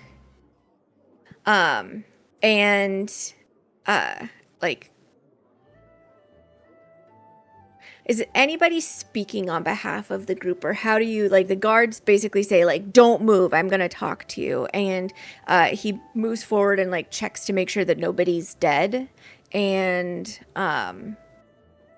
is, because these guys are unconscious, he's not arresting anybody yet, but he's just like, what happened here? Somebody step forward and explain. Hey there. Okay. So we were out on a nice walk. We're participating in the pledge trials here. And we came across this group of ruffians in the street, sort of encroaching on that young woman over there. They were yelling quite loud, talking about contracts, and she was saying she wanted to leave, and he was saying she's not allowed to leave, something about making too much money. And then he pulled a crossbow. Buddy over there on the ground walked over to try and intercede. He shot him in the throat. He's also another one participating in the pledge trials. Then I walked over and I said, hey, stop. You just shot that guy in the throat. What are we doing here? And then he turned, swung on me, said, who are you to stop me? And then fired on me as well. Go ahead and give me a persuasion check with advantage, because you have witnesses that are like nodding to your account of the events. We are corroborating your story.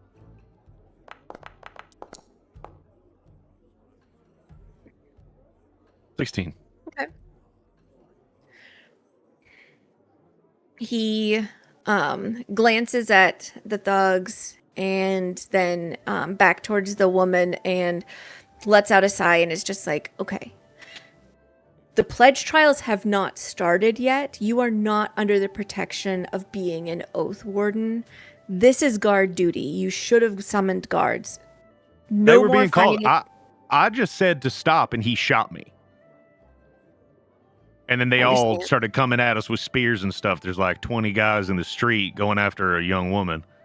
And then two of them dragged the other guy's body into the building right here. One of them scampered off when you came up and said stop. The other one was already in there. Look, you just don't want to have to kill anybody, because then you're going to get in trouble. If I catch you guys fighting again, and I'm remembering what you look like to tell the rest of the guard, if you're caught fighting again before you are officially Oathwardens, if you make it that far, you will be sorry. That makes perfect sense. And I just hope no one jumps us in the street again. Yeah. Moves over to help the others, like the other guards kind of round up the thugs. this woman like looks up at you, Adriel, and she's trying to sort of help Lucky sit up as he's like rubbing at his throat and just like looking as pathetic as possible. Thank you so much for helping me. I really appreciate it. There's an apothecary around the corner. If we could just get him there, she might be able to help him further, unless you've got more magic. I don't. Okay. Well, let's try and get him on his feet. And she like loops her arm underneath his and starts to kind of pull him up as best he can. And your healing did quite enough for him to get to his feet, but you can see that he's kind of playing up to her because she's quite beautiful. And it's just like, oh, you helped me. I'm so sorry I couldn't stop them from attacking you. And she's just like, well, you did do quite a lot, actually. In fact, you really interceded in a way that probably you shouldn't in the future. And then she's going to start helping him off to go this way. Callum's just posted up on the corner over here, and he's just leaning against the wall with his arms crossed.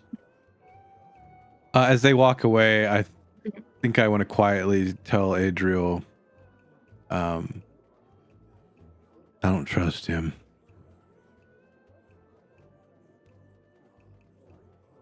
Okay. I'm just saying it out loud.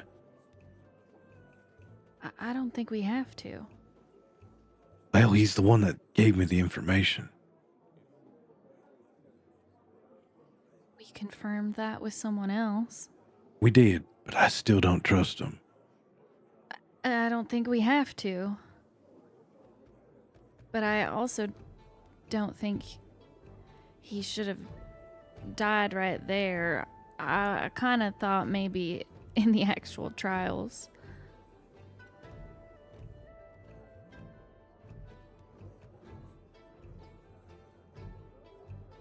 I don't think he should have died, but I don't know. I don't know how much trouble we're going to come out of this. Hopefully not. Callum, Seraphina, Dante, what are you up to?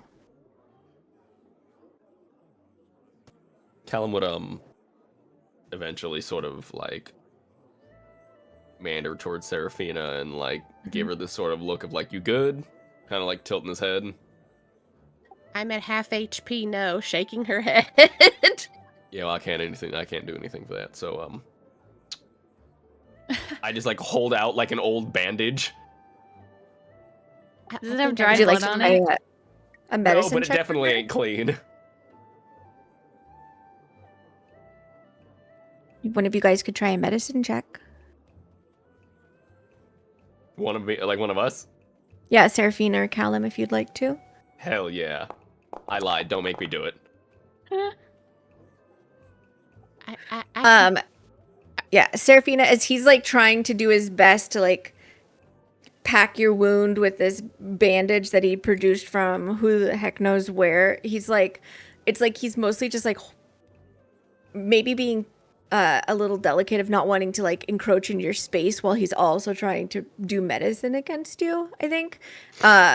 But like keeps just sort of patting to see if the cloth will just stick to your wound as opposed to having to actually wrap it or do anything a little bit more invasive. I'm not gonna get tetanus from this, am I? I don't know who that is. After like a minute of like trying to like tie it off, but like fucking it up because it's like trying to tie someone else's shoe, like when you're doing it on another foot, it just feels alien. He's like, fuck it, you'll be fine. And he just fucking just stops trying to tie it. She just kind of nods because she's pretty proficient when it comes to medicine, but she's thankful that someone stepped up because it kind of seemed like an all-for-one situation over here, and she's not sure how she feels about that. So seeing him step up and at least offer some assistance, she's putting on an air of thankfulness. Yeah, I usually just rub dirt in it, but I have a feeling that you and me come from different circles, so. I wouldn't be so certain if I were you. And she just kind of smiles and she holds the bandage that he placed in place, and then she picks up Pip and starts heading towards the others. Yeah, turn and start making his way, kind of like come up and step next to Dante and then stop. Ooh, we're in big trouble if we do that again. Well, maybe people ain't supposed to be fucking jumping us. Yeah, they shouldn't have shot a crossbow at you. Who do they think they are? You know what? I agree with that wholeheartedly. He shouldn't have shot a fucking crossbow at me. Well, dead's what he is. And then you said to stop, and they didn't, so... I think I was pretty lenient, and I didn't even kill anybody. Yeah. She blew that guy's head practically off. Oh. I'm not going to say that to the guard when he walks up to me and says what happened. I'm going to go, she blew his fucking head off, but that's kind of what happened. Okay, so my power went out. I'm quickly rejoining. It just flickered. What a perfect moment for that to happen. Interesting. While this happens, go ahead and you guys can roll also like a perception check as you're talking, and let me know the results verbally. All of us? Everyone? Yeah. Okay. Are we gaining inspiration right now? That helps. Go ahead. Are we Why do you gaining sound inspiration weird? right now? On her phone, probably. Yeah, I'm just on my phone while at my computer boots. Oh. Are we gaining inspiration while we're in Baraku? Yeah, you can. Okay, so then someone who had a rough go there. You're half HP, Serafina. Oh, I already have inspiration. Then it is going to Adriel. Yay! I rolled a 21, and so did Merrick on our perception rolled checks. A 4. Okay. 11. Okay. For the those who rolled above a 15, now that like things are starting to calm down, the space starts to start perceiving people more as the commoners and the people who are doing their shopping in this district sort of go back to what they were doing, and your mind stops sort of tunnel visioning on what it is that you needed to focus on, which is fighting. And you take in scents that indicate you may be close to where your target is. You smell fresh baked bread and something sweet in the air. There's also sort of like a very sour yeastiness that's puffing from some direction. And very faintly, you can hear metal clanking against metal.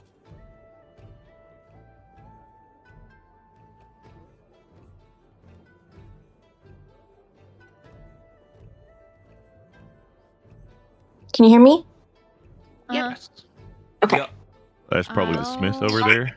Step over to them. Did we want to keep going? Yeah, probably not a bad idea. Got nothing better to do. Fuck out of here. Okay. As you guys move towards that T-junction in the middle of the map, you see a sign. The building that is on the corner on the right-hand side is a bakery. And as you look towards the south, attached to the large building that the thugs dragged the tiefling into, there is a sign for a brewer. And then beyond that, you see a sign for an apothecary. And then across the street from that is kind of where that metal clanking is coming from. And there's a building with what looks like an anvil hung above the door. Gwen, before Merrick follows, I think he's going to follow, but at a small distance. But as they make their way down that street, I think he's sort of eyeballing the door that they went into. And I think he's going to look around. Does it look like anybody in this vicinity, as far as citizens are, like they live or work across the street in this like general area? Like where we were still at up here. Yeah, there's a couple of people that you notice like headed into some of those what look like apartment buildings, and then came out like empty-handed a little bit later, having dropped off maybe shopping or something else that they were coming through with. But it's hard to tell. Like nobody's like walking up and saying, "Ah, home sweet home," as they swagger Right. towards the door or Well, anything. if I look like, if one of them looks like they are very comfortable with this area, I think I'd walk over to one of them and sort of interrupt their path. Excuse me. Yeah. I had a question. Did you just see what happened in the streets here? I did. Who was that blue tiefling?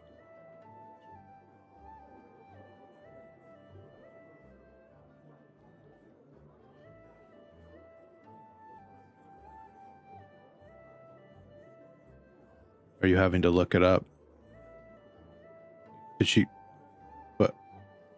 Hello? He was alive. That's who he did was. Did I die? No, she's Reconnecting. reconnecting. Yeah, she's reconnecting. Say that again. What was your question? Who was what? Oh, The blue tiefling guy. Yeah. How come you? What is wrong? What is happening? My entire system shut down and then wasn't restarting, so I'm getting everything back in order. Asked about the blue tiefling guy, who he was. Oh, that's Bell. He runs the brothel just there. Bell's Brothel. Clever name. Bell. Yep.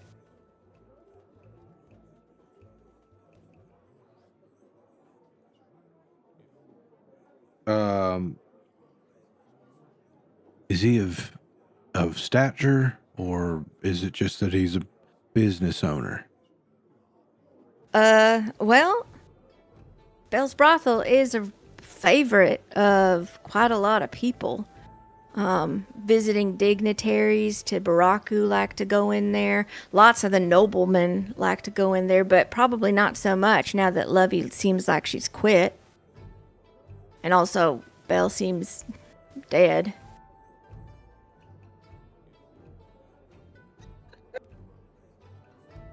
F.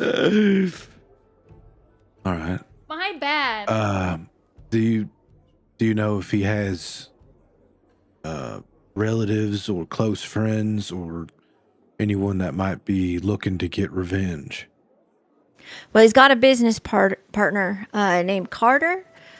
I don't know if he's going to be looking for revenge necessarily. He might have cleared the way, so to speak. What about the fellas that we were fighting? Is it just hired guards or security, or are they loyal to a fault? Well, I think they're loyal to a paycheck, so depends on what Carter does. If he shuts down the brothel, you may have issues. Then they might come after you in that point. But if he doesn't shut it down, if he just picks up business and they're still employed, they'll probably be fine, I imagine. All right. You've been of help. Thank you. No problem. What's your name?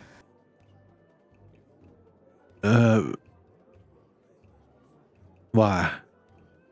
Well, I'm going to be spectating parts of the pledge trials when I can. I just wanted to know who to root for.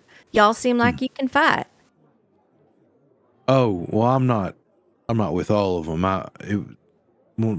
Most of my traveling companion was the one with paler skin and short hair. Oh, the killer. Oh. Well, And that doesn't seem necessarily like. Ironically, In the case of this guy, it doesn't sound like he's being hypercritical of that. Like it's more like, oh, I might be able to make money off of that one. Oh my god. Yeah. My name is Merrick. Merrick. Her Nice. name is Adriel. Merrick and Adriel.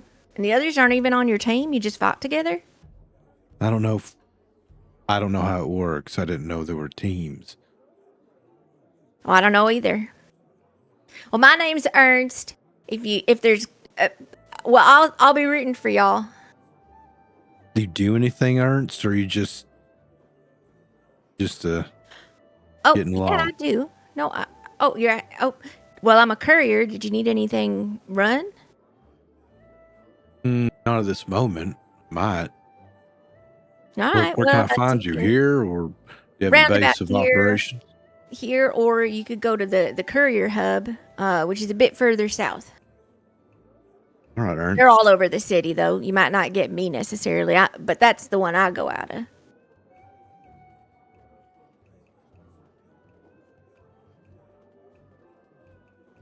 All right. All right. You've been a great help, Ernst. We'll see you. All right. Bye then. And then he shouts out, "Bye, Drill! Go get him!" I don't know how far down the street they've made it, but They seem to have stopped at the head while they're considering their next actions. Yep. Callum, what are you up to way back there?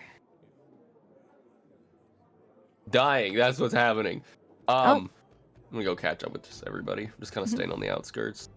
So, bakery here, brewery smells from here, maybe blacksmith here, and then you can see in the distance an apothecary sign here.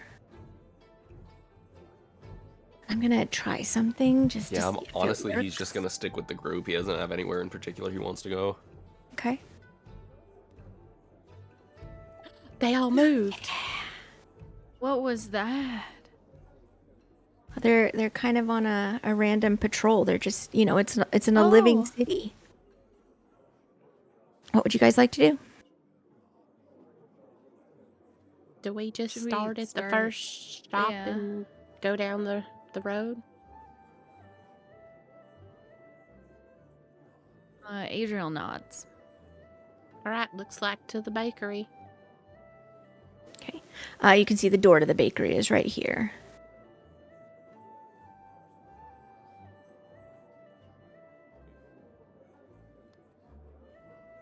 Oh, something's wrong. Is it causing some issues with movement? I'll take it off. Yeah. All right. Go ahead.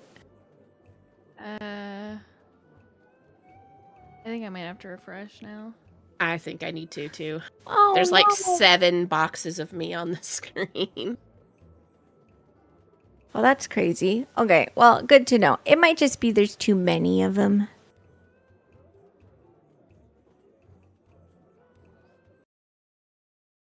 While you guys are doing that refreshing that you may need to do.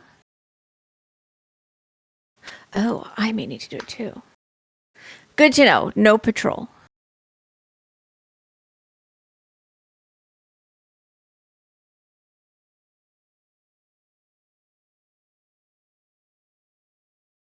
But you guys make your way into the bakery. And you can see this sort of like jolly-faced woman who she kind of gives off the air of being a really great hugger. And you can see she was sort of like probably watching what was happening outside, because she's like at the sort of display at the window, sort of idly rearranging it as an excuse to be standing at the window, and like there's muffins and biscuits all mixed up in the little trays of offering. I think actually vacuuming the concrete. yeah. And I think as we're all doing all of this, let's go ahead and maybe we'll take our break right now. It's just a little past 7, and that way we can, 10 minutes. That way we can get everything all situated again and get back to play. Thanks, everybody. We'll be back in 10.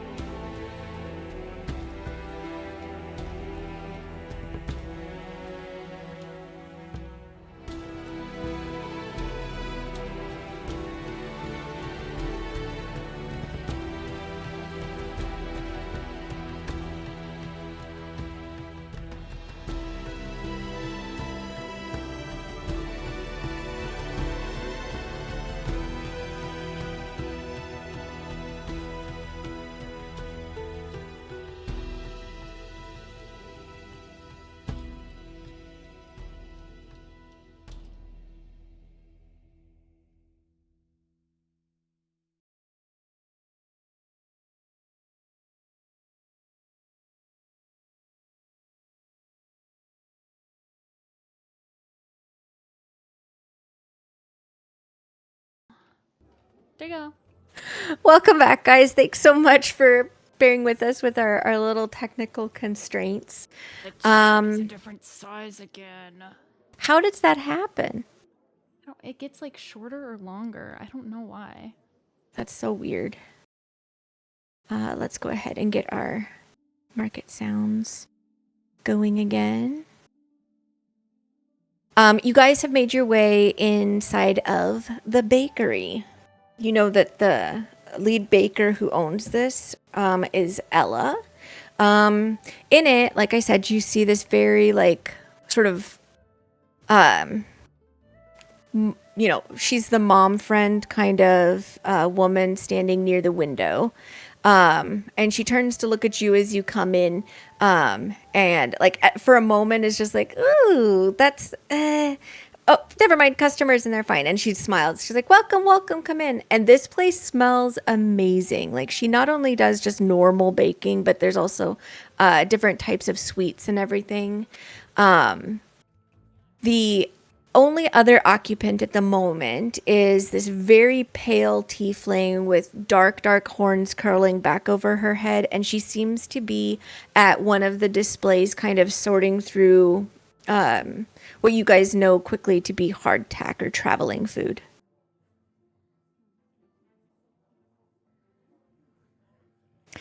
Is there anything I can help you with? We're only going to be open for about another hour, says the woman you presume might be Ella, but it might just be somebody who works here.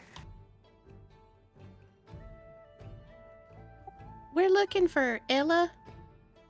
Oh, you found her. Come on in. It's a little bit cold outside, I'm finding. Well, it gets cold in the nights at this time of year. She moves her way around the counter and then puts her hands on it. How can I help you? Welcome to Ella's Bakery. Well, it's actually more, how could we help you? Oh? She sort of laughs and then she's like, is this a shakedown? Are you about to offer protection or something? Do you need protection? Oh, no, that was a joke. Sorry. You talk. I'll listen. What's up? Well, I'm here as one of the pledge trials people, one of the participants in the pledge trials, and new in town, don't know much about anything here, and just wanted to see if might be able to offer some services, anything we might be able to do to help. Well, I don't really have anything that I'm in need of, but well, you did help out Lovey. I'm willing to help you out with a little bit just in thanks for that. You can each take 2 rations if you'd like to for free. Is that about what you're talking about? And like she's looking at you, Seraphina, like she knows that you might be somebody who's fishing for a sponsorship, and so she's sort of like giving a little bit without truly acknowledging it. Well, there's tales that have been told that, sometimes during these trials, things could be quite precarious.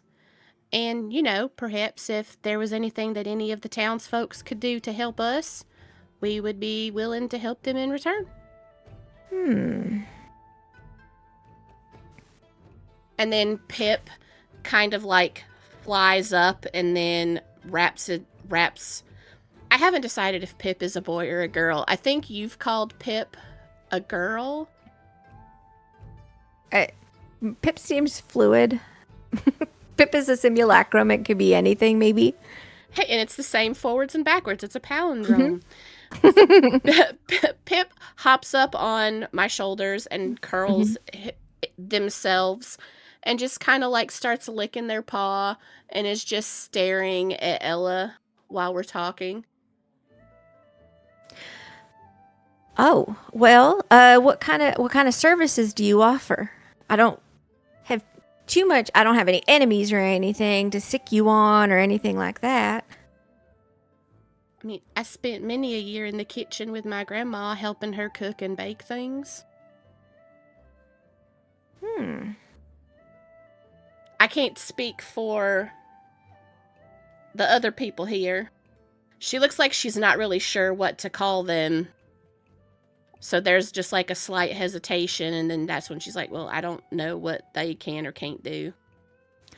Where do you come from? What was your name? My name is Seraphina, and I come from Kirkor all the way up north.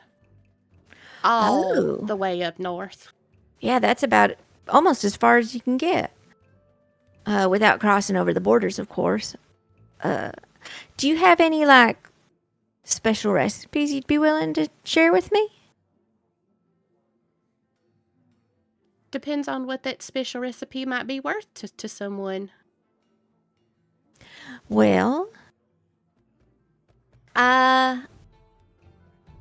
if it's a real good recipe, meaning one that I haven't got my hands on before, well, Biddy and I are real good friends, and she gave me a couple of coupons that might be good enough to get yourself a potion of some sort at her shop on the cheap.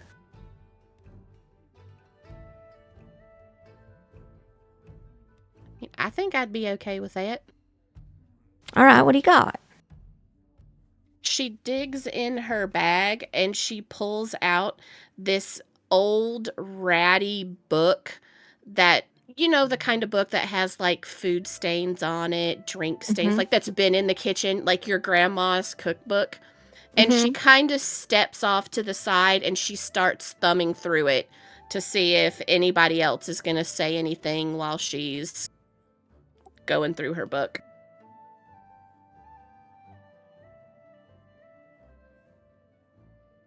Merrick, Adriel? I'm kind of looking over at this person. Like half paying attention to... Go ahead and give an insight check if you'd like. Sure.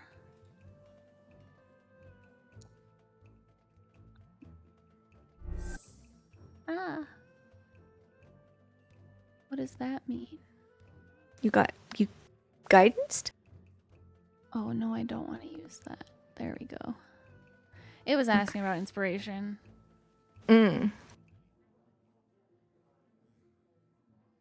Okay. Yeah. You can tell that she's like, her ear kind of caught on to what was being said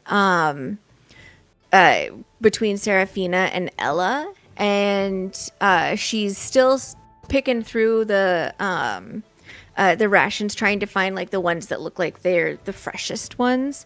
But she now is looking thoughtful, like she's definitely considering something else.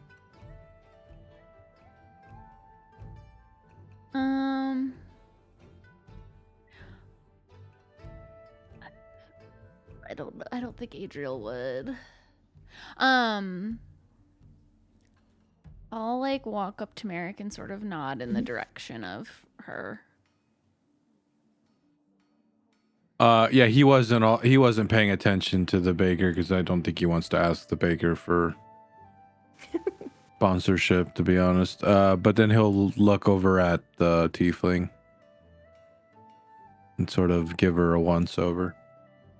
She's definitely paying attention to this. Do you think she's part of the trials? I don't know. I'm not sure. You want me to go chat her up? Yeah, you're better at that than me. Keep an eye out. He's gonna walk over to Seraphina. I'm just you good gonna here? lean against this table, like not in the doorway, but like you know what I mean, like Yeah. here-ish. Side lean. Yeah. What? Did you say something? You good here? Yeah. Look around. Why are the two outside?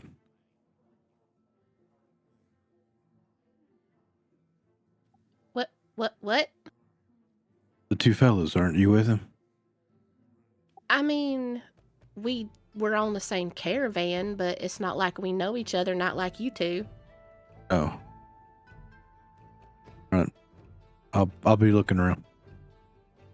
He'll walk off and just kind of go the long way. Yeah, while you're being a little sly about approaching, for Callum and Dante, who remained outside, can I get you guys to roll a perception check if you'd like? It would be hearing based.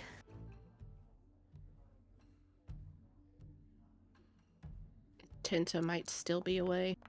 Mm-hmm. That's okay. Callum, as you and Dante are kind of just hanging out outside together, you overhear a conversation catch your ear between these two. They look like they're merchants of some sort, but they're like carrying trays in front of them that have like straps that go behind their neck, kind of like cigarette trays. Yeah. But they're like loaded with foods and that kind of stuff. It's been mostly picked over because it's evening and towards the end of the day. But they're talking about how they're not quite sure what they're going to do if they can't get honey from up north, and something about like that jeweled ogre won't let anything pass by.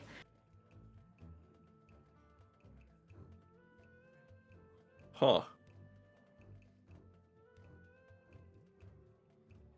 I'll wait for Dante to be here. Okay. I'll see if he heard that. What do you think that's about? I don't know. That's what I was just about to ask you. Jeweled ogre? What? I think that's like a nickname. It's gotta be.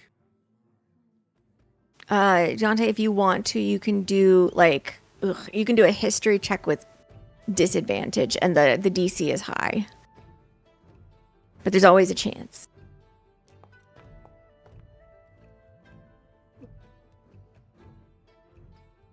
Yeah, that's not quite ringing any bells for you. You're not sure if that's like maybe like a bandit group or a literal jeweled ogre or what that might be.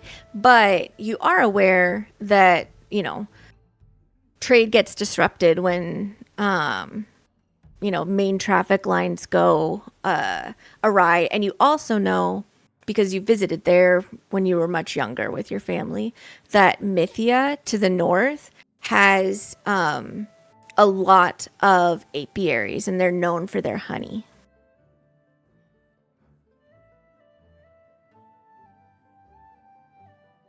I think something's obstructing the tradeway. Wonder if dealing with that would help us get a sponsor.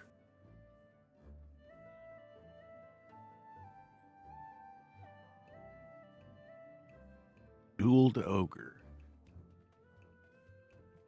While you two ponder that, how's Merrick making his approach? I think he is going to be picking up various pieces of whatever the fuck on the tables, looking at it, smelling it, putting it back down, grabbing another thing, like a loaf of bread, and bending it just to see if it's like firm, and then he puts it back down, and he walks over and is just kind of picking through the stuff on this table as he faces the tiefling. What is she doing? She's been sorting through. This table has hard tech on it, travel rations, and she's been sort of sorting through, trying to figure out if she can find the ones that are like seem the most fresh and therefore would taste the best, and is kind of like setting them into a little basket for purchase.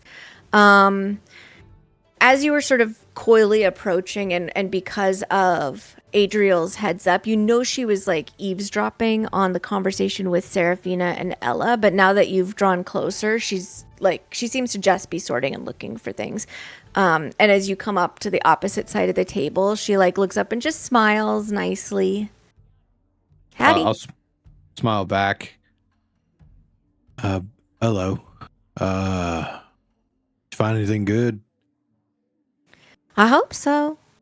I'm planning on doing some traveling sometime soon. Oh, where are you off to? Well, I don't know quite yet, but I do know that once the pledge trials are done, everybody who passes isn't staying in Baraku. Oh, yeah? Where do they go? That's a mystery. Really? Mm-hmm. They just don't stay here. That's right. Hmm. There's some academy or guild hall or something that they get shuffled off to, but nobody knows where it is. That's interesting. But I've heard rumors that it moves. Like physically, magically, maybe.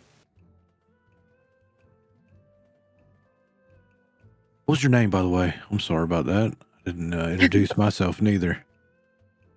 Well, that's all right. And she holds out her hand. Mockery. Mockery, my name's Merrick. Merrick. Good name. Starts with an M. It does. It does. You don't know anybody that's in the trials, like after the fact? Well, I mean, I'm assuming that the Oathwardens were in the trials, but as far as I can tell, they don't talk much about anything. I just happened to overhear some people talking about the move that's going to be happening soon. Really? Mm-hmm. They just didn't mention where to. Nope. Most of it was just in code, but I'm kind of good at things like that. Picking out what matters in a conversation. Like, your friend over there seems like she's trying to get a leg up on the competition. Yeah. She is trying.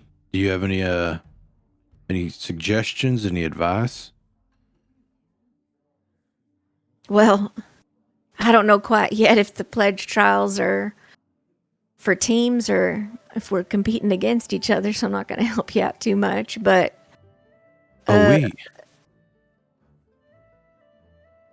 You're part of the trials?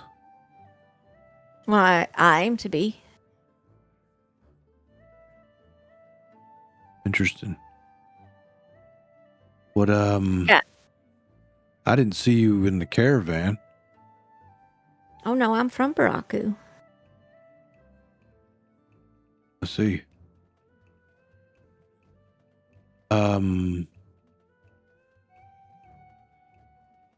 Okay.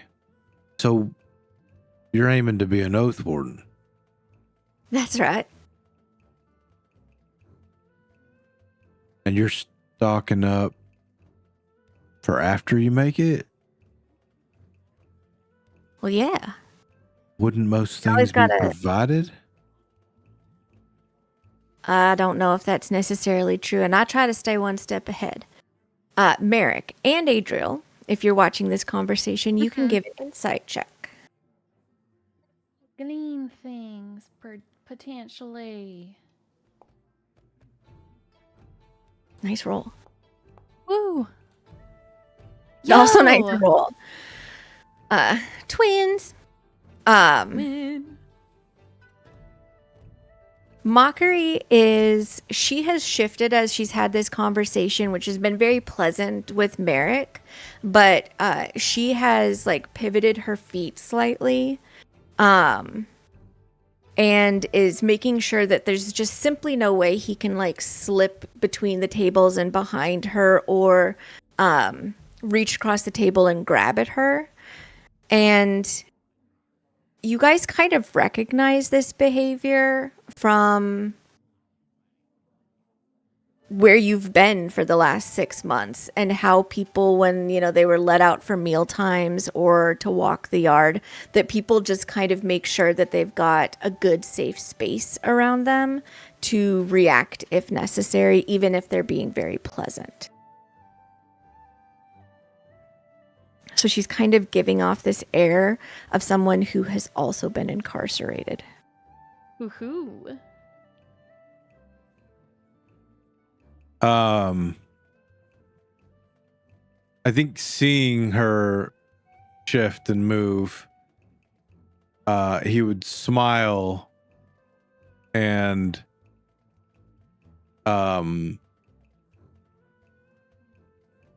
push back from the table a bit in a way that is non-threatening, is sort of to give the space so that she's not as potentially tense. Yeah, Adriel moves like further away from the door so that she's like making it clear like there is an exit if you want to leave. Right. Like she's not trying to block No the door. blocking. She Right. just was kind of leaning on the edge of this table more so. Like Sure. but she gets like further away from it and is like over here now. Okay. But is still paying attention. Sounds good. We'll come back to that conversation. Serafina, what recipe have you decided on? So I've got 2, and I'll let you choose which one you want. How does that sound? All right, let me take a look at them. She is like, her eyes have been sort of starry and like heart's eyes since she saw the cookbook that you brought out. Like, that's exactly her jam. But she leans forward and like plants her elbows on this counter here in order to see what it is that you have offered. So she'll take the cookbook and turn it towards Ella, sit it on the table. She's got her hand, like it's open to a recipe, and she's got her hand like marking the place of the other recipe in the book, depending on which one, she wants to go with. So this first one, so my grandma makes the best rabbit stew you've ever had in your life, and she likes to serve these corn muffins with them. There's a little bit of smoked mozzarella and some sun-dried tomatoes in there. We grow the tomatoes in our own garden, and then we sun-dry them. And there's, some other seasonings, as you can see here. Or I've got this other recipe. It's what she calls her joyful cookies. They're a little bit spicy. There's some clove in there, some cinnamon, nutmeg, a little bit of honey. Joyful cookie sounds exactly like the sort of thing that I like to sell here in Ella's Bakery. If you give me that recipe and swear it's an original, then I'll give you this coupon that I've got. So she has flipped to the second recipe where her hand was holding it, and she's letting Ella kind of glance over the basics of the recipe. And then she holds up her hand, kind of like the whole Scouts honor thing. This is a recipe that me and my grandma came up with when I was 3 years old. And what's her name? Oh, shit. Hold on. I don't remember. Her name was Anastasia. All and right. she looks a little sad at that. She takes out a bit of paper and an ink pen to start jotting it down, and you see that she like in parentheses labels it Serafina and Anastasia's and then joyful cookies, and is copying it down. Once she sort of finishes comparing between the two, she reaches under the counter here and then draws out what looks like it was printed on a press sort of voucher that is offering for a discount, a 70% discount on a single purchase from Biddy's. And then there's some fine print at the bottom. While she's copying down the recipe, Serafina makes sure that she takes note of like the hand scribbled notes in the margins of the paper. Some of them are a little smudged over time. Sometimes water or tea has dropped onto the page and made the ink bleed a little bit, so it might be a little hard to read. But she's making sure that she gets this recipe exact. And then she takes the coupon and she just kind of smiles a little bit and holds it in her hand. I really appreciate this. It means a lot to me. Well, I appreciate you sharing something so precious to your family. Oh, you're supposed to also have this. And then she rummages around underneath her counter again and pulls out this little box that's got like a little bit of flour dust on it that she brushes away and everything. And she opens it, and inside is like a little, just like a braided bangle of like a friendship bracelet. But it sort of bears a resemblance. It's in sort of like browns and like toasted orange colors, but it kind of bears a resemblance to some of her braided breads that you've seen around the shop. You want to wear this to show that you've been sponsored. She'll lean in kind of faux conspiratorially. Thank you, I will. And then she takes it and she puts it on. She puts it on her wrist. Okay. You have been sponsored, Serafina. She also says, you look a little peaked. You might want to maybe rest a little bit after that fight. It sure was something else. Does that happen a lot around here? Just people randomly getting attacked out in the streets? Well, not so much. I mean, we're pretty... I mean, at least not in this part of Baraku, but I'll be honest, the fact that Lovey quit, that's pretty significant. She's been, how would Belle have put it, the big money maker for a couple of years now. But I don't know. She's always seemed a little bit more clever than that. She's a good girl, even though, she does what she does. Well, I don't judge. I mean, I don't judge either. She said I heard she said her contract was up, and it seems to me that if her contract is up, she had every right to go. Mm-hmm. And they shouldn't have been attacking her in the streets like that. That's true. And you know those folks from Tibet. Contracts are contracts. That's what my grandma always said. Mm-hmm. They kind of fall into... Oh, so go ahead. Is there anything we should be on the lookout for? Like, I mean, is there a bad area in town we shouldn't go to? I'd say the closer you get to the border of the vet, that's where things like, skirmishes kind of happen. I would say it's mostly in good fun, just sort of like reviving the rivalry of old because, they built their capital so close to our capital and kind of keep, pushing against each other a little bit. That can get a little bit rough over there, but it's all in good fun. Don't worry about that. I'll take note of that. Thank you very much, Miss Ella. And then she'll kind of like curtsy bow. Well, no problem at all. It's been real nice meeting you, Miss Serafina. Hopefully I have time to stop by again and I can pick up some goods while I'm here. Well, definitely do. My hardtack lasts the longest. I don't doubt that one bit. Outside, what are the boys doing?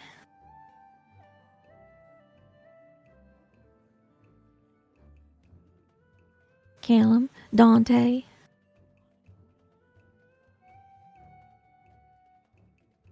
I'm gonna be real. After getting attacked out in the street like that, Callum's kind of just posted up, keeping an eye on the backs of like our little troop. Just like wherever they're not looking, he's looking. That makes sense. Some things that you've noticed, I'm just going to carry forward your perception check.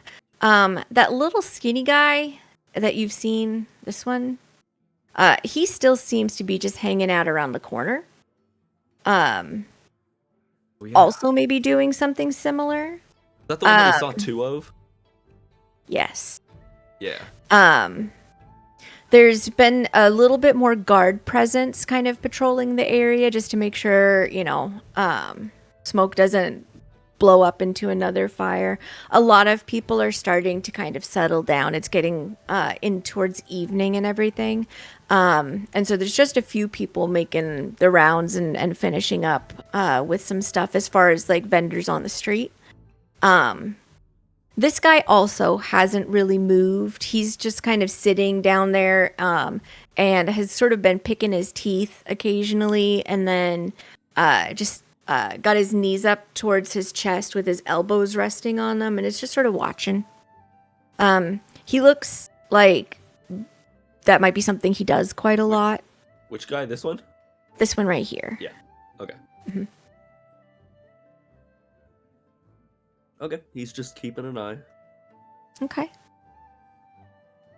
Dante, are you doing anything?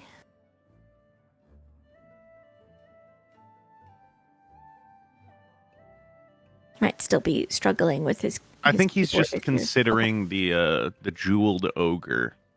Okay. While he waits for them to finish up in there. Sounds good. I will say, as he's kind of sat there posted up, he's just kind of having this internal conversation. So why are you so up and antsy to get off the leash? Wait, what is this? Is this just coming back to people? Is this a you thing now?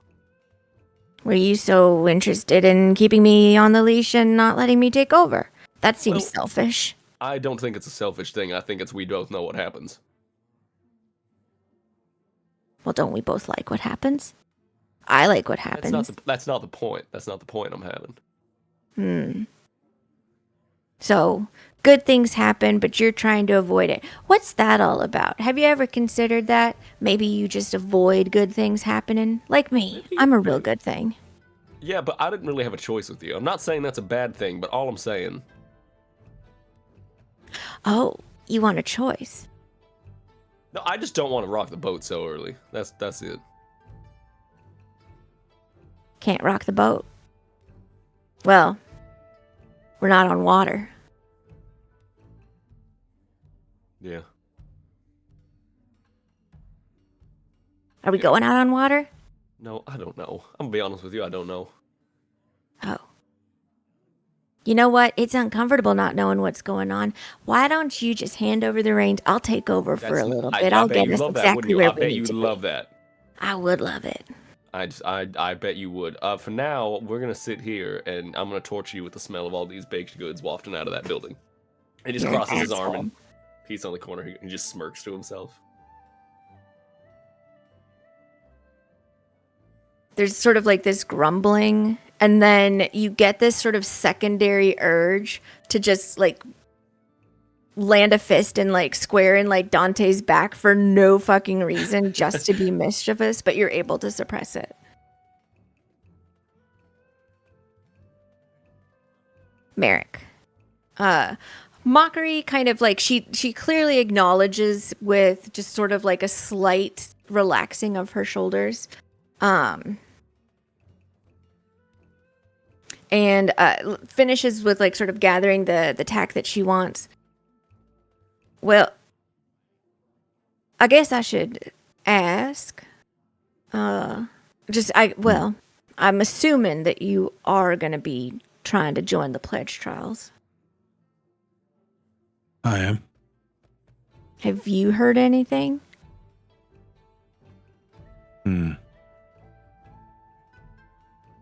Maybe. Does it have to do with what your friend is doing over there with her in that recipe book? It might. Well, good to know that I know what I know now. Well, some of that information might come at a price. I've already got it for free.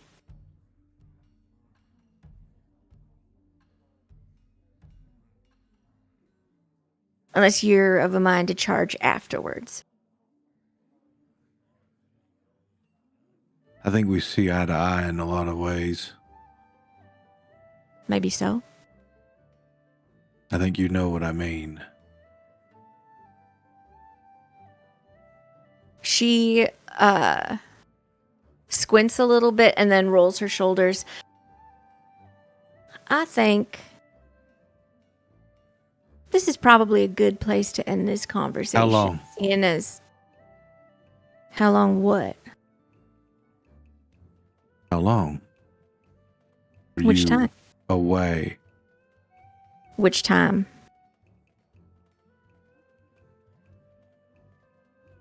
The last. 2 weeks. Hardly any time at all. But I'm very well behaved.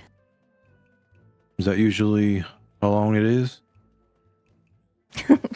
If it's any longer than that, I get stir crazy and nobody wants that.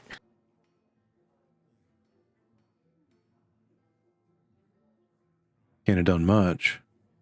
Only 2 weeks.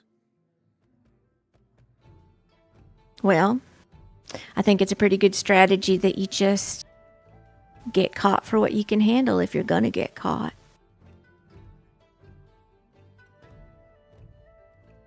Or you don't do something that's going to get you more.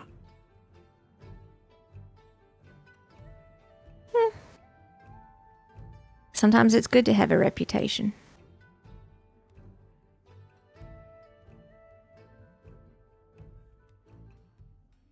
Good luck to you.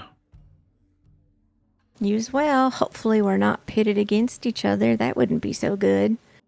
And she wanders to the counter to make her purchase.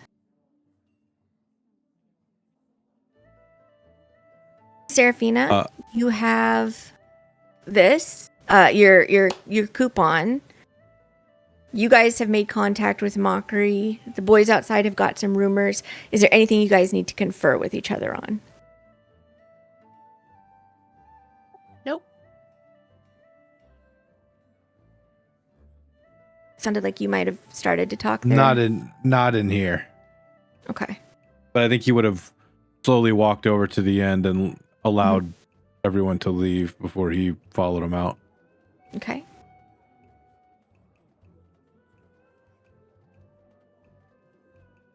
You guys just waiting outside? No interest? This guy's probably moved on a while ago. From the time of night and people starting to like kind of dim the lights in their shops, you think you might be able to make one more shop today. And then maybe come back tomorrow or do with what you've got.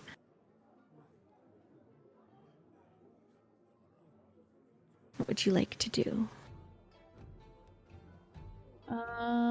Probably Contessa, right? Because she's the other, like, easier one, according to what we've been told. The brewer. Yeah. That would be right here. Anyone else? Say that again? Like going to the brewer right now? Going to the brewer because it's the other one that we were told would be an easier conversation. Yeah, sure. Yeah, and then we can spend tomorrow dealing with potions and metal. You want to tell them about what we overheard when they were in there? Oh yeah, there's something blocking the transit of goods. They can't get honey in some shit called the Jeweled Ogre. I don't know if that's a real ogre or a group of people that call themselves that or a nickname of a guy, but something's holding up trade nearby. They said there's going to be big problems if they can't get their honey.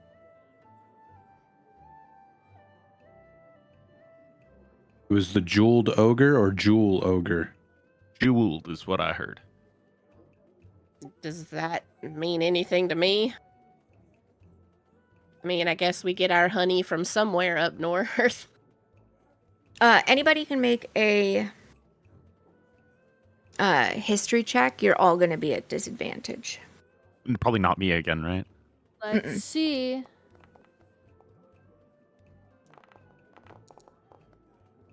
I'm going to guide myself. Okay.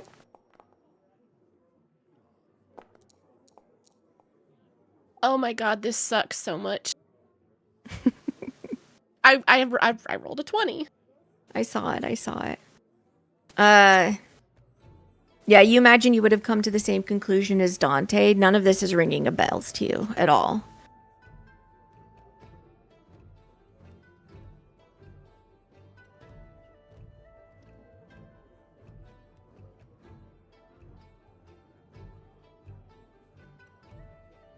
What would you like to do? The brewer is here. Dun dun dun. Yeah, I guess we head down. Okay. As you step inside this incredibly hoppy, yeasty, beery smelling building, you see what appears to be a half-orc who's wearing a big leather apron. She appears to be half-orc, half-goblin with sort of her very long ears and her sharp teeth in between her tusks. And she's sort of like holding an incredibly long spoon as like a scepter in her hand. You also see sort of maybe fluid-looking individual who half elf, and they're on their knees kind of like scrubbing at the ground with a rag.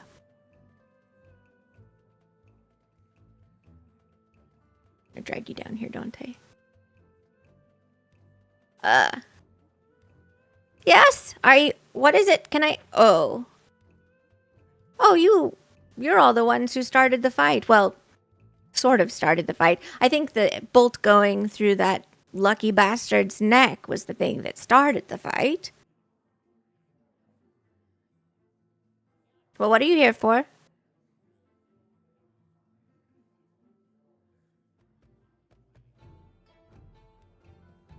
Well, sorry if you wanna. No. Well, suppose we're finally getting a proper look around town. You know, outside of being jumped in the street. Mm-hmm. Not gonna lie, I'm a bit of a connoisseur of the drink myself, so I was interested in coming here. Oh, tasting something directly from the tap rather than from the tavern. I don't think there's anything wrong with that. Well, I can sell you a bottle or I can sell you a sip. Is that what y'all come in here for? Well, I mean, for me, that's kind of one of the reasons I come in. But, some of the others here, and then, remind me, who was it that gave us the lead? Dante's cousin. Dante's cousin, Lucilla. That was, I couldn't remember the name. Mm-hmm. Well, I'm gonna cut straight to the chase with you. I'm not necessarily one to go and try to waste anybody's time. So, we are gonna be in the pledge trials, and we heard through a mutual friend that this might be a place to come and potentially seek sponsorship. So, I mean, granted, sounds like you kind of got a bit of a view of what we're capable of doing out in the street. Is there anything that perhaps we could do to maybe show that we're worth throwing a little bit of stake in? Yeah, I'll give you each 5 gold if you do a simple chore for me. What's the chore? She walks over to the corner and grabs 3 mops and a pile of rags and then steps forward and holds them out. Clean Adriel it. grabs one. He begrudgingly grabs one. Anybody else? Shit, 5 Yeah. goals, 5 gold. Yeah, Seraphina, no questions asked. She takes the mop. She's no stranger to hard work. Mm-hmm. Merrick, Dante, you're left with the rags.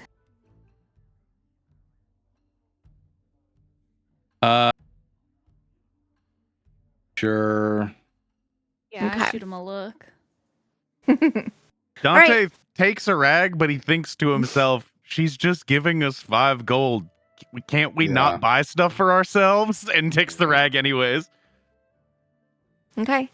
Yeah, if you guys help clean up her shop along with this fella down here, it looks like it'll probably take you guys all together around an hour and a half because she is pointing with this big long spoon towards all the places where grime might have gotten in, between the barrels and stuff like that. Then you'll each get 5 gold. And if you do an especially good job, then she might add on to it. So what I'm going to have you guys do is give me, you can go ahead and, other than charisma, sorry for, the folks that use that as D-colon? That's what I do! The next highest stat that you have, other than charisma, go ahead and roll that for sort of your strategy and approach for cleaning. Okay. The next highest other than charisma? Yes. Natural Yes. 20. Yeah. Oh. That's a big Hey. 5. You also natural 20. That's fucking... Kenna, what's happening? You and me, we're fucking locked in, Let's dude. fucking do it. We're locked the fuck in. We're Okay. playing the same character. True. At the end of the hour and a half, you guys have made yourselves 5 gold. And let's see, it's just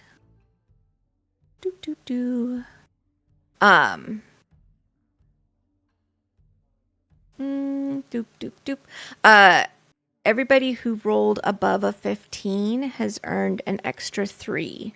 So you can go ahead and add, Dante, you can add the 5. I think you were using your intelligence to do the best that you could to look like you were cleaning well. And everybody else, you like were actually doing good jobs at scrubbing at it.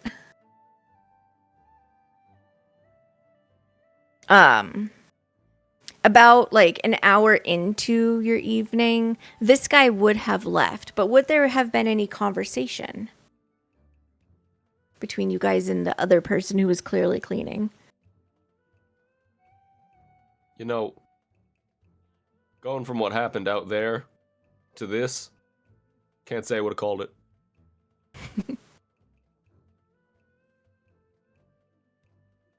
You clean here for fun or you pled? He just smirks.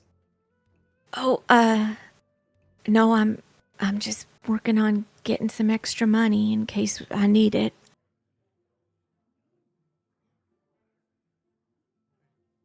Is he telling the truth?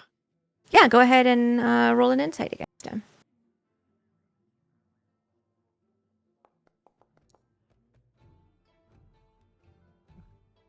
I don't have a plus 11 on this character.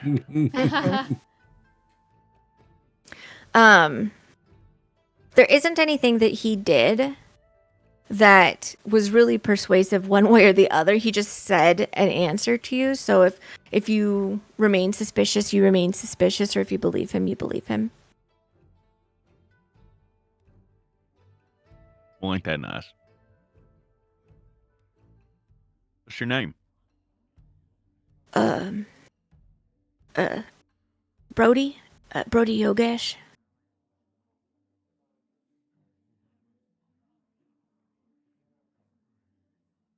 Nice to meet you, Brody.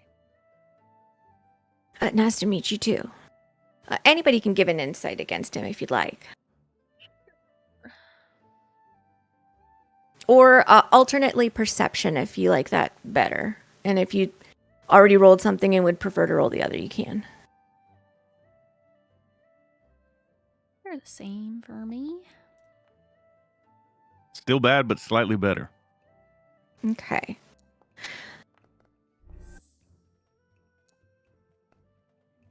Nicely done. I think what you notice about Brody, they're very quiet. They're not really putting a lot out of towards you guys in sort of a social manner. But they're very diligent at what they're doing. You also notice that these look like newer clothes to them, but they're also like a little bit dated and seem secondhand and kind of patched in places. It looks like Brody has dressed themselves up as well as they can and they look nice, but they didn't have a whole bunch of money to put into doing that.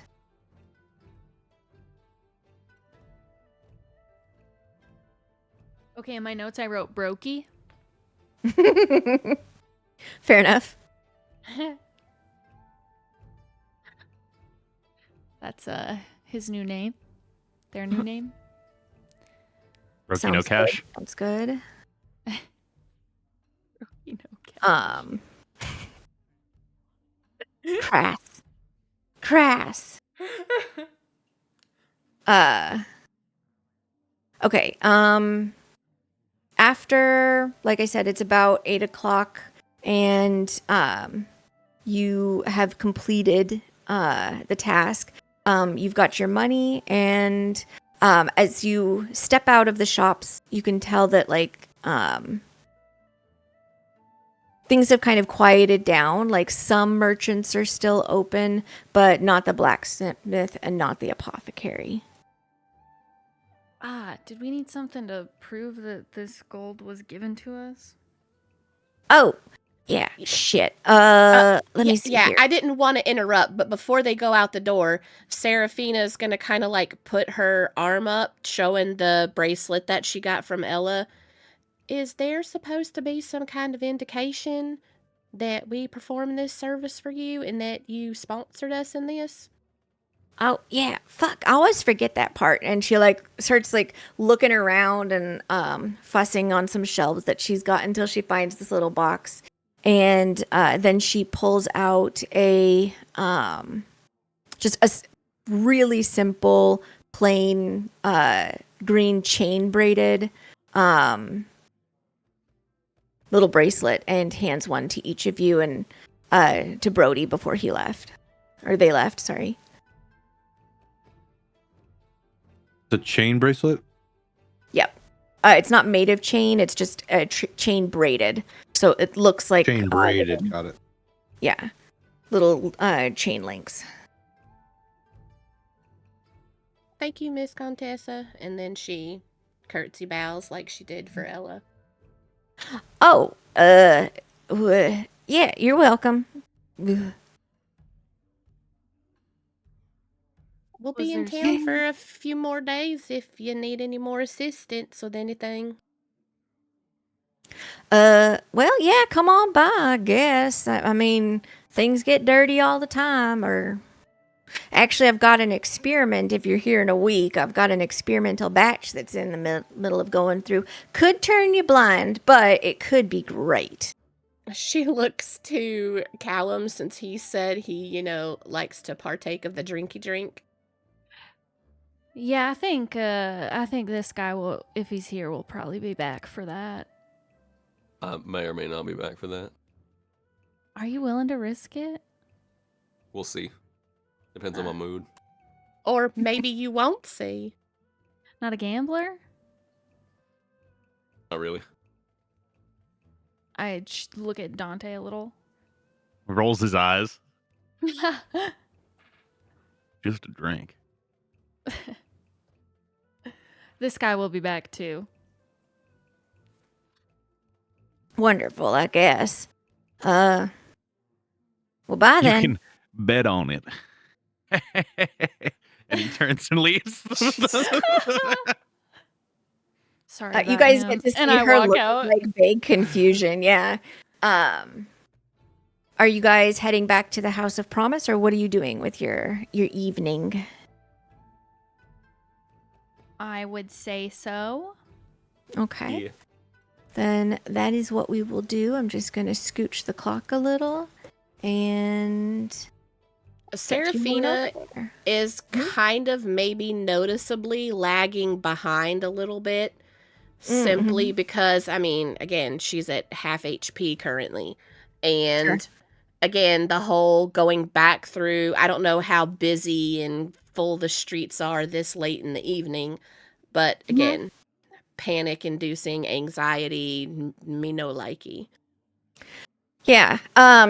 There is a point where you have to kind of go through those narrow spaces, but a lot of the street vendors, their carts have been closed down, either moved someplace else, or like canvas flaps pulled down and tied to secure.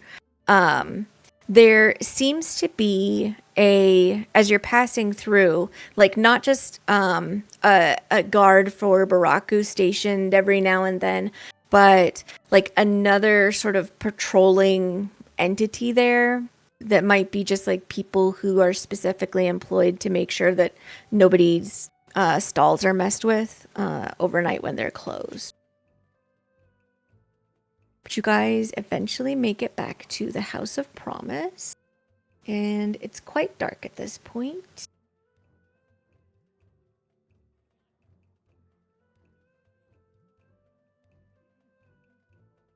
But you let yourselves in, and this place still seems to be like a little bit raucous. People are still out and about, and somebody has got like a music box playing that's pretty nice. Like it's managing to do some chords and everything. But you guys can go straight up. Mm-hmm. Are we supposed to be on the Promise House map or still the city? You should still be on the... Let me activate it. Okay. There you go. Yeah, you guys can do as you like. If you want to stay down here or head up to bed, let me know. This is sort of a decision point for you. I'll get a meal first. Sounds good. You guys haven't eaten since this morning. As you make your way inside, you guys recognize the dwarves. You recognize the little skinny guy has made his way ahead of you, but there's also like a little shadow of him in the corner. You see Kincaid on the stool eating some soup.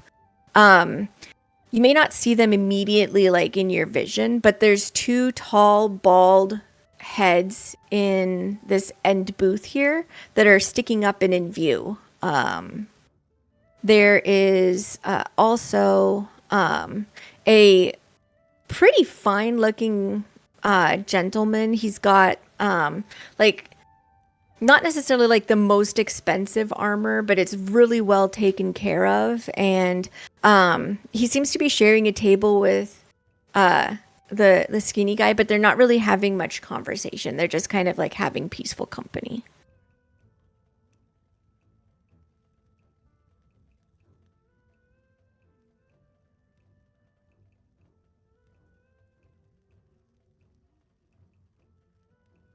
You guys are settling in, and you can pretend that you've moved chairs to different places if y'all want to sit at the same table. And it's if you hold down shift, you can drag your token in a precise way.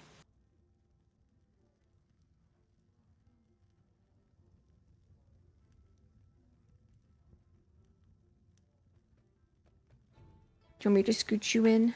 Yeah, I can't do it. No worries. Serafina, you're sitting at another table.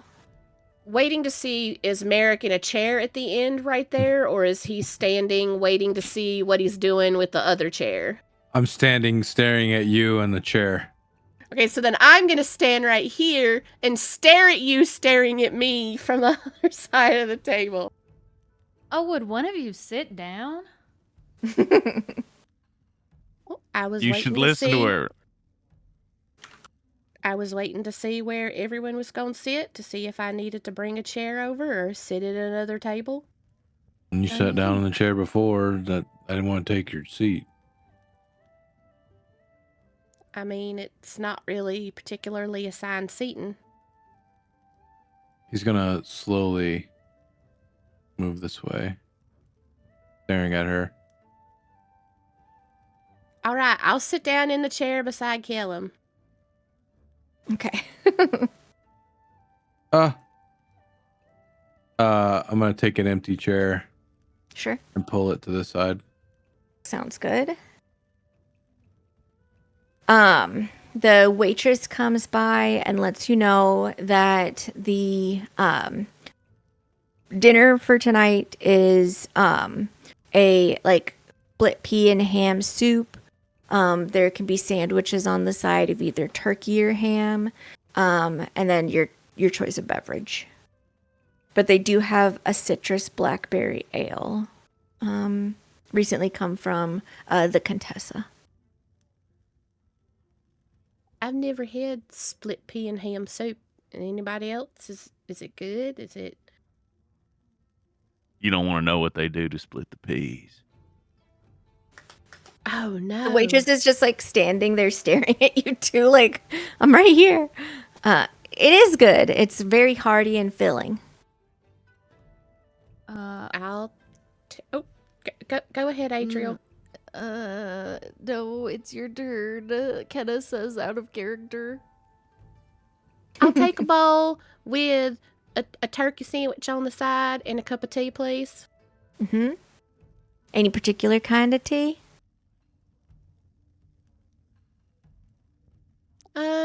Just green tea for the evening. I don't want to affect my sleep at all. All right then. She looks at Callum and Merrick and Adriel and does anybody else have a special order? I'll do the same as her. Mm-hmm. I just get like 4 turkey sandwiches. Get a plate of bacon. 4 turkey sandwiches. All right. Her eyes go, Seraphina's eyes go so big when he says 4 sandwiches. I don't want pea soup. I'll get the same as her, but with water. That's a lot of bread. 4 sandwiches?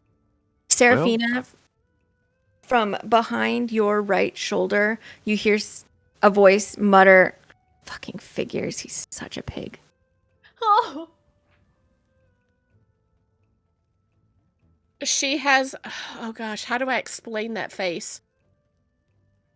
Oh my gosh, did she really just say that kind of look on her face? Like, she's already looks not exasperated, but incredulous. That's what it is. She looks incredulous, like, oh my god, did she really just, wow, that was mean and uncalled for.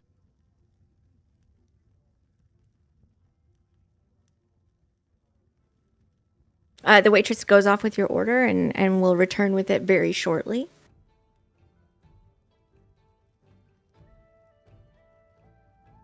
Is there any plans you guys want to make, or is the goal right now just to like sort of eat and ultimately go to bed and get some rest?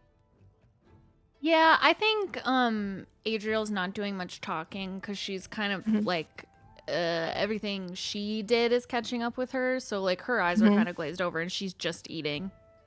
Okay.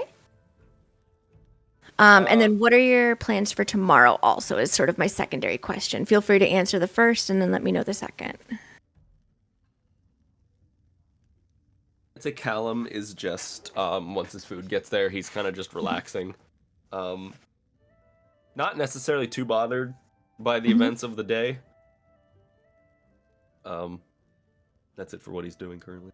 Okay. There's small conversation that Seraphina is trying to have. She's trying to figure out these people that she's kind of been thrust into a group with. You know, like, is this supposed to be like an individual thing? Is this a group effort? Does anybody know? It's sort of whatever you make of it. Like, I mean, are you and I gonna go toe-to-toe trying to fight each other? Well, we don't really know yet. I mean, your cousin hasn't ever explained any of this to you? I don't I'm think not they being always, judgy.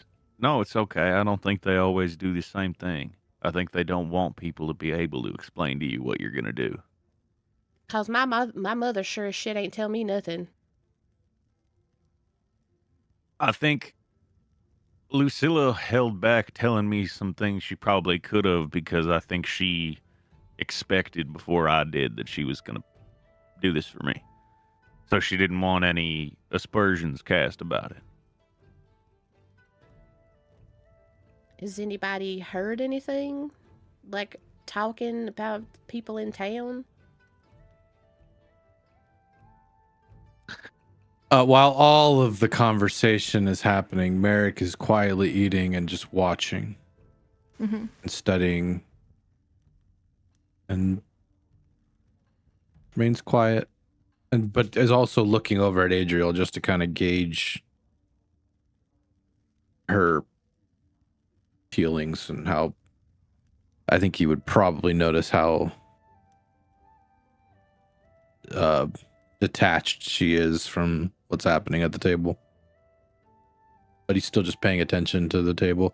And I guess if Seraphina asked that out loud, I think he would half shrug and just take a big bite of his sandwich.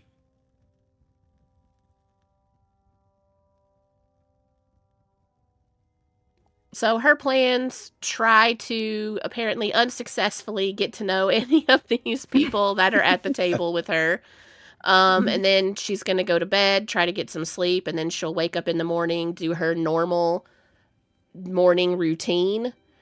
So, like, I don't know if they do, like, wake-up calls, but she will try to get up 30 minutes before everybody else does to get her morning routine completed and meet downstairs at what... I mean, hell, at this point, I don't even know if we're all meeting together to come downstairs and go to the market again tomorrow, but if we all decide to meet down here collectively, she will try to get up 30 minutes before and get down here to meet everybody in the morning and then go back to the market for the other sponsorships. Okay. I think when you go up to your room, like Pip does a lot of. It's a very simple space. There's sort of like a little hearth in the corner that you can control the heat that's being put out from it, and then a single bed, and then like a little table with a drawer in it, and like a foot locker for you to put your stuff if you have anything. And he kind of explores the whole of it before deciding that like the place that he wants to be when you settle in is sort of curled around the top of your head on the pillow.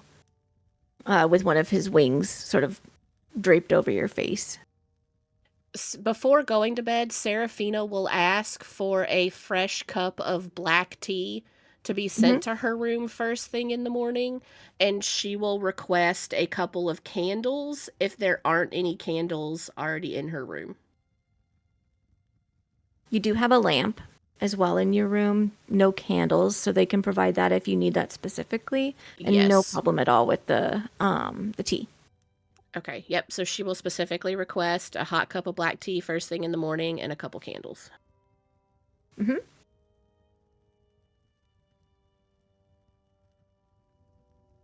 Merrick, Adriel, Dante? Eat food, go bed. If people agree to meet up, like she'll nod, but the plan tomorrow is probably to go to the other two places. Sounds good. Yeah, finish, go up to the room.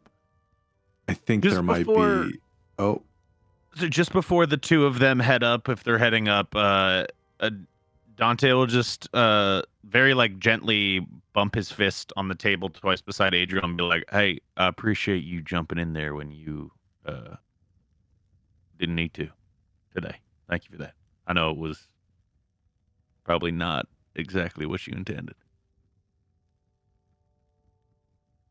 I think she just gives him like a really solemn nod before she walks away. She doesn't say anything. Okay.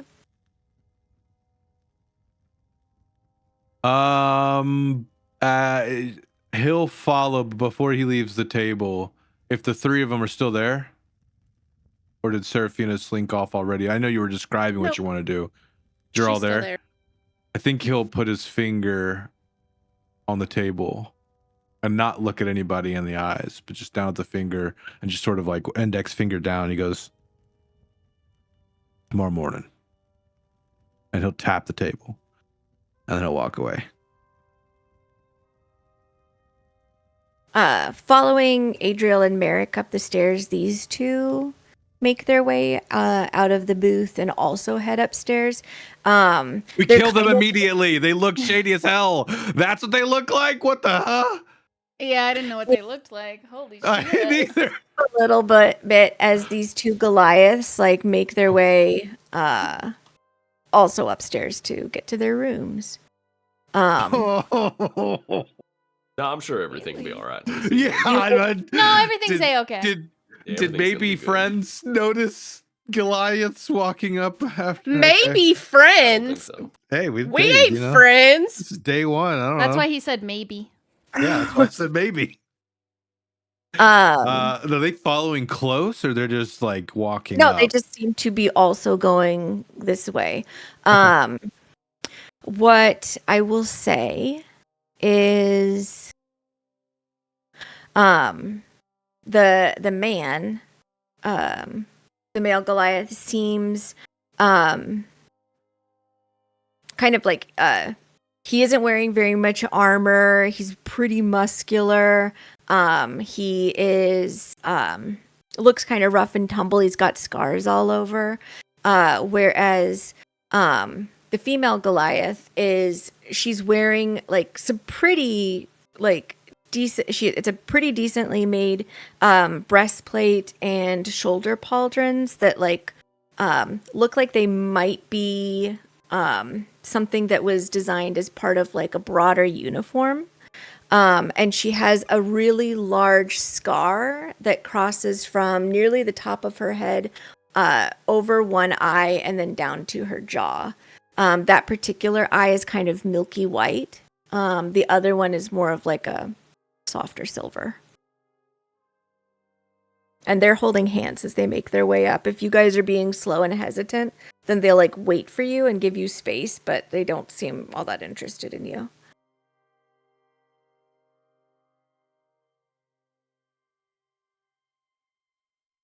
Oh no, I'm going up. I just am leaving myself there on the map so that it doesn't go away. Of course. What are the three of you doing at the table still?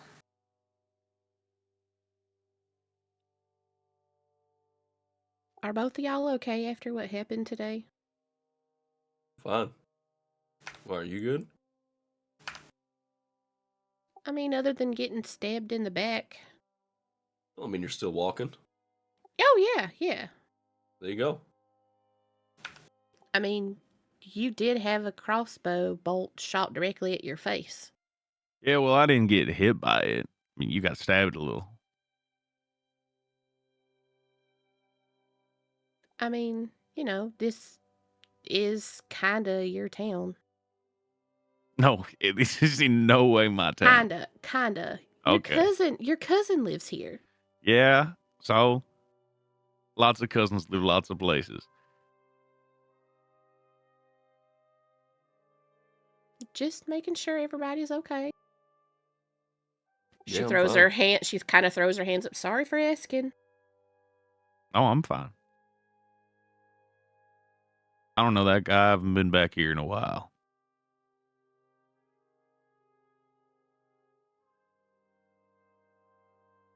You got closer than I did. Did that other fella that got shot with the crossbow look all right? Like, he gonna make it okay?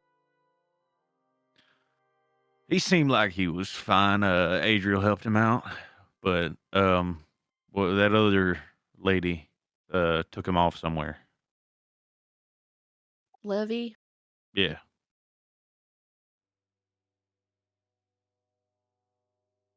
They went off down the way. Said she was going to take care of him proper. I thought I heard her mention something about the apothecary. Yeah. I mean, that might be to our benefit when we go tomorrow.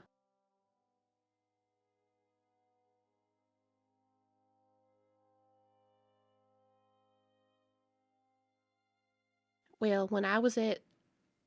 She, like, starts to talk, and then she leans in to get a little more quiet, not, you know, trying to keep the conversation at the table. So when I was at the baker earlier, and she holds up her wrist, I got sponsored by Ella the baker. And she gave me a coupon for 70% off a single purchase at the apothecary.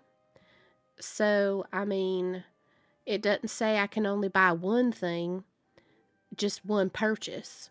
So, There was small text at the bottom of it. If you want to take a squint at it, you can. Or if you want her to have not noticed it, you can also. Well, yeah, she would have read the the fine print. It says no purchase over 100 gold. So, I mean, if there's something that perhaps y'all would want, I could, you know, depending on how much the total cost runs, I'd be happy to get something for you. Yeah.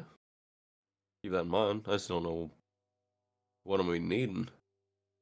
And I don't even know what they have at the apothecary. For all I know, it could be 100 gold. And that's the maximum capacity of the coupon. I'm just putting it out there. I mean, you've been traveling with me for 2 months. I know that we don't really know each other outside of that, and then we picked you up a little bit along the way. But you are the two people that I know here the most. Well, I mean, it sounds like we're sticking together for the foreseeable future, so I suppose we'll see what happens when the trials unless we end up going toe to toe. I don't really know. I think it'll come down to what happens the day of. And if what we were told is already true, that it's already started, who's not to say that what happened in the street today wasn't part of it? I think everything here is a test. You are not wrong about that. We'll see how it all goes.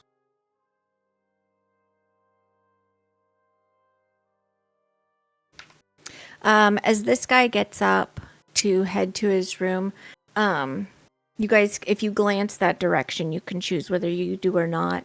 As he's standing up and sort of weaving his way around this table, you may notice that there is a tooled emblem in the front of his leather, like a boiled leather chest plate, and it is a crescent moon with an hourglass in the middle. Mm. And then he heads up. Do I know what that would mean? Yeah, you would recognize that as a symbol of Artan, the Lady of Lost, the goddess of death.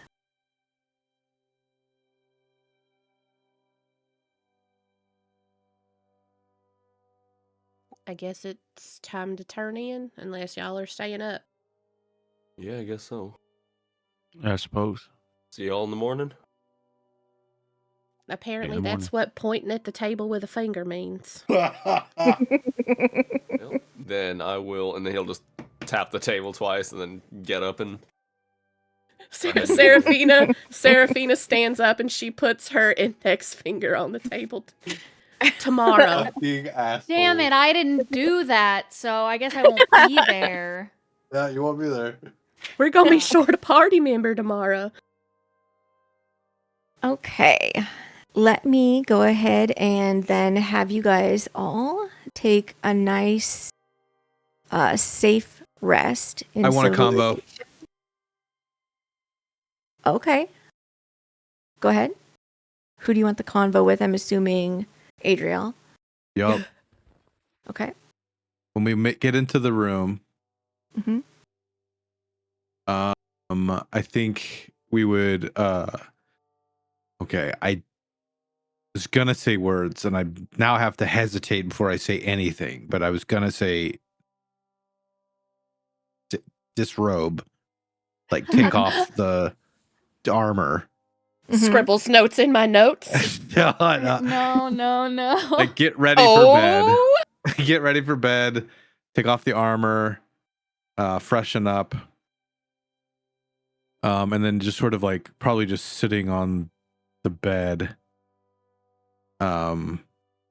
scribbling notes in a journal, with his like back against the wall. And he'd probably look over at Adriel to see what she's doing. I think she's just laying on her side in bed, like just staring At the wall or out? out. At Merrick or just No, at like whatever? just like Nothing specific. there's no, like, she's not focusing on anything. You know those stares. Yeah. I think he would say,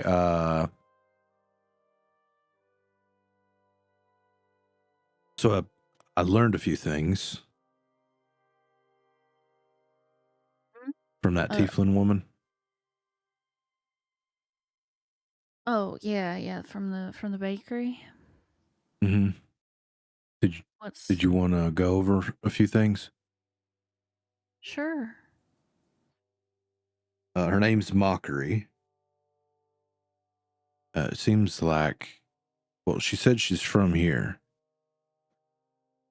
It seems like she was in sort of the same situation as we were. The same situation. Why was that funny? Because no one's in the same situation we Well, were. no, that's true. In fact, she was not. She was apparently in for something that she had only done a couple of weeks' time. Got out. But she knows that life, I suppose. Or at least has those kinds of sentences about her. You saw. Yeah, she seemed like she was looking for how to get away from us if she had to. Well, she said that, well, she is going to be a part of the trials. Figured. And she didn't have much information on the trials themselves. But she did make mention that she had heard that the location afterwards tends to move around. And she thinks it might be of magic means. So that was interesting. I guess there might not be a considered, home base of the Oathwardens. Yeah, I mean, must not be if Dante's cousin is just living here. Yeah, I don't know how it works. They're not, you're allowed to move to a certain area after a while, or have to constantly shift where the Oathwardens are based out of. But that might complicate things. We just have When to. and if. Well, we just have to do our time. Well, I don't know how long that is, and I don't want to be stuck here forever.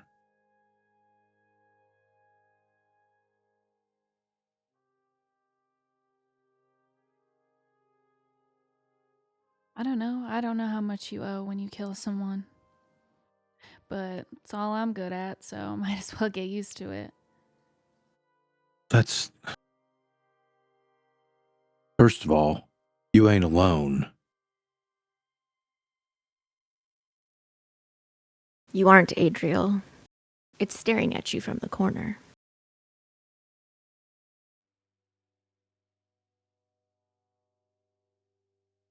And second of all, how are you dealing with what happened? I don't think you meant to do that with one wave of your hand.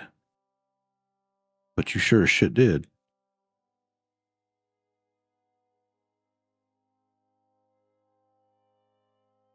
Yeah, some people are talented at music or writing or cards. I am really good at killing people, so not sure how far that gets you in life, but Well, with what we're about to get into, it might.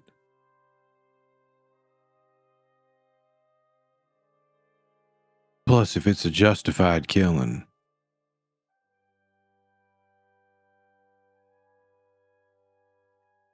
I don't think that I don't think that I have the capacity to determine what a justified killing is.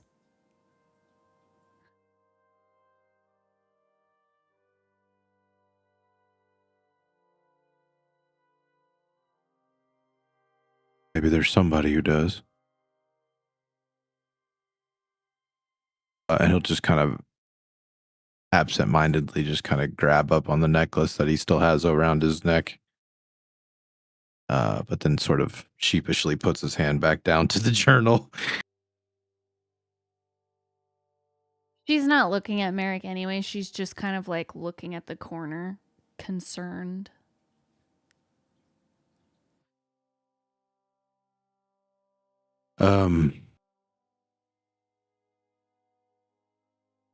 What do you think of him? Of what? Who? Oh, the three. Dante, Serafina, and Callum. I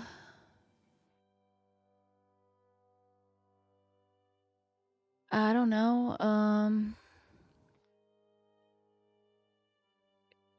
Callum seems like he's a good fighter. The other two seem good with magic.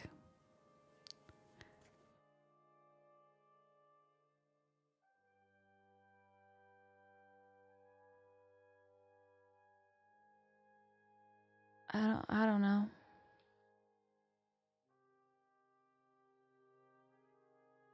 Yeah. Yeah. Is it wrong that I don't trust them yet? It's not that I won't. It's just been a day, and I thought at least they were capable enough to get us situated for the trials. I don't mean to be using them, but at the same time, if it's going to benefit us, that's why I shared the information I got from Lucky.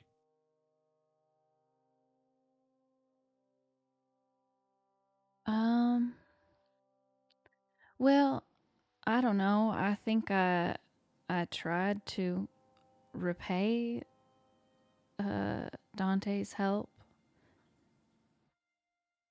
by trying to make sure that he didn't get shot with a crossbow.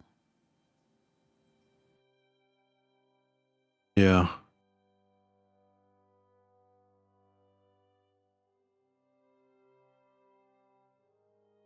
You did risk yourself in that situation.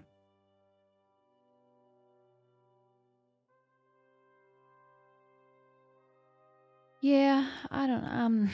I'm not worth much, so. Stop. It's true. No.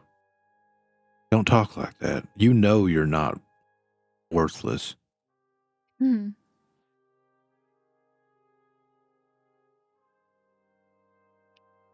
matter of opinion, then.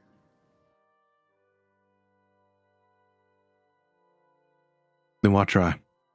Why are we joining the trials? Why are you?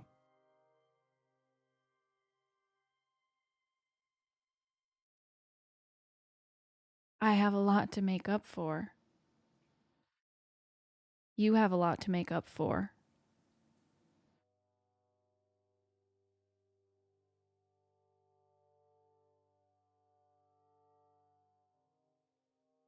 Well, then I guess the effort ain't worthless after all.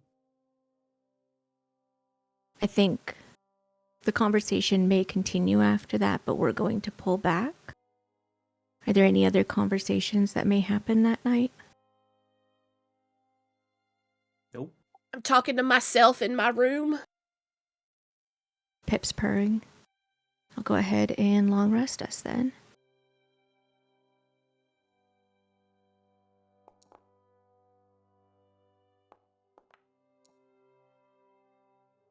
You guys are able to sleep through the night, and the bruises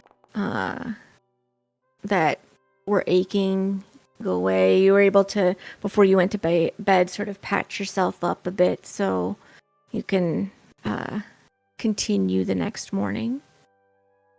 And the following day, what is it that you guys do? Do you meet up at the table where an index finger was placed? That's where I go. Yes. Yeah. Yeah. Sounds good. Let me just drag some folks in to their spaces then. The spell thing didn't work. What did you need to get done? Did it not replenish? I mean, it did, but what I'm saying is like prepare different ones if I wanted to type deal. Oh, you should still be able to do it manually. Yeah. Yeah, the spell book just isn't working properly. I'll have to figure that out. Okay.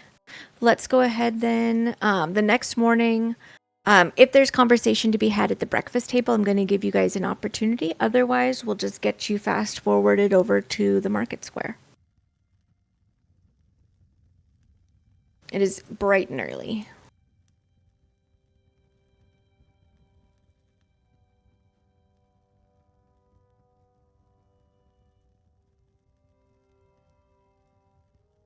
No conversations? Oh, I don't think so. I think No. we just get I'm to it. gonna DM you something really quick. Okay. Should I hold on moving you guys over to the market for that?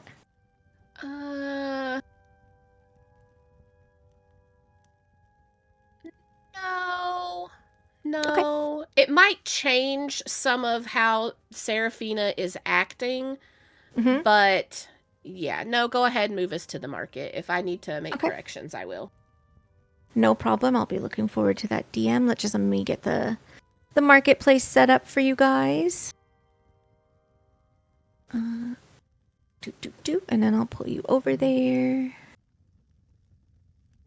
Boop, doop.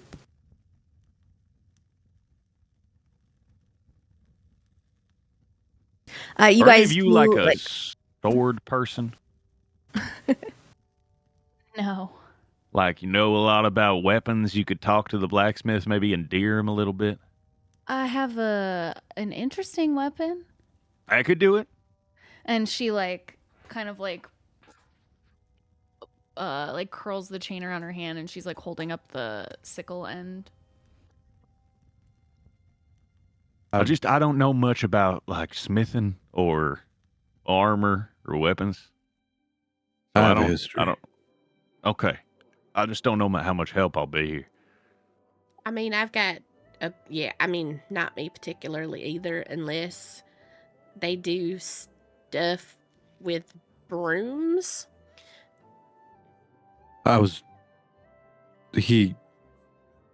Merrick hesitates a little and looks over at Adriel and then at the rest of them sort of dartingly, and I was a blacksmith. Oh, it's perfect then. Back home. Yeah. Fortuitous. You can chat him up. Sure. You can chat him up. I'll show him my different, interesting weapon. That's two Just things. dangle it attractively.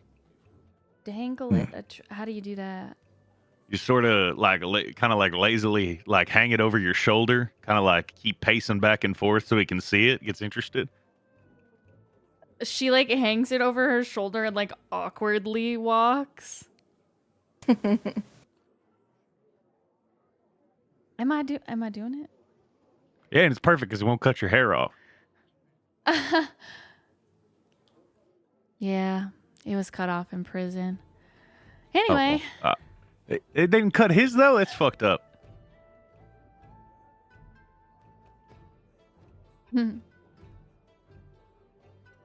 Jed last. Walk away. No, I didn't. I did not have lice. That's not why they cut my hair. It was because I was trying to pull it out of my head. Add lice in the notes. It was because I was trying to pull it out. And she walks away. The building here has a little anvil sign hanging above it. And then this one has just simply a sign that says the apothecary. Oh. Inside the weapon racks, you see the two Goliaths, and you see the one dwarf who has sort of that strange dark scar across her eyes. What are the three of you doing up there? I'm finishing up my DM to you. Oh, I see it. By the direction y'all went. They went south. They're in this building over here on the Correct. Right. Right here. Do blacksmiths only deal with metal things? Some do a little bit of woodwork for handles and stuff, as far as I know, but that's the extent of my knowledge. I think I'll just stay outside then. I motion for Callum to come over by us.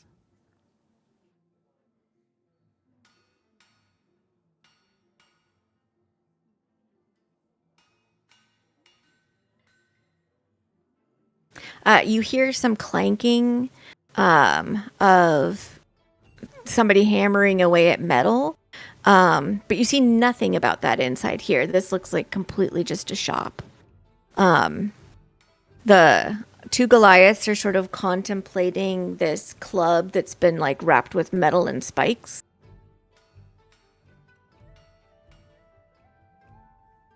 They're not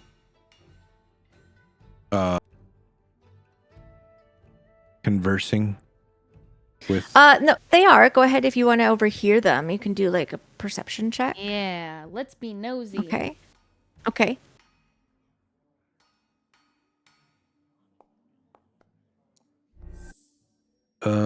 I'm going to guide myself. Okay. Wow, mine was bad. Oh. Sorry, I forgot that I made it make that noise when I roll in that one. I think it's a keeper. Like, I genuinely forgot. Does anyone need inspiration? I don't have it. Go ahead and take it, because I've already got it. Everybody's got it. All right, now that I'm done with my communication with you, as she's going to head into the shop, anybody outside that looks interesting or noteworthy or anything out here before I head in? You notice like this guy who had the Artan symbol. You notice the back of a very tall looking and like broadly shouldered looking elf, like a really tough looking guy, whose head is bald, but you can't really see what he's up to. In the distance, you passed by Celia and Geraldo, who were both had like baskets of shopping. And that's about it. This guy is still here. Okay.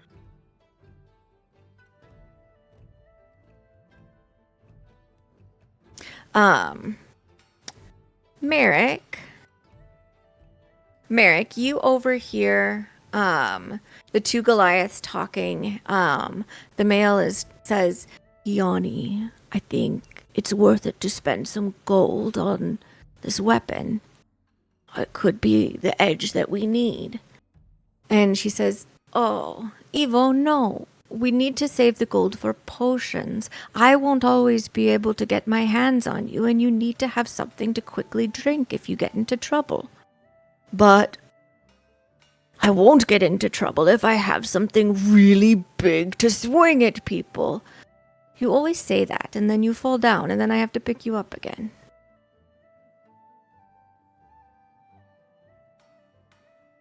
And then they're sort of talking about the quality of this club. And what were their names? Evo and Yanni. I'll spell them out for you. For your notes.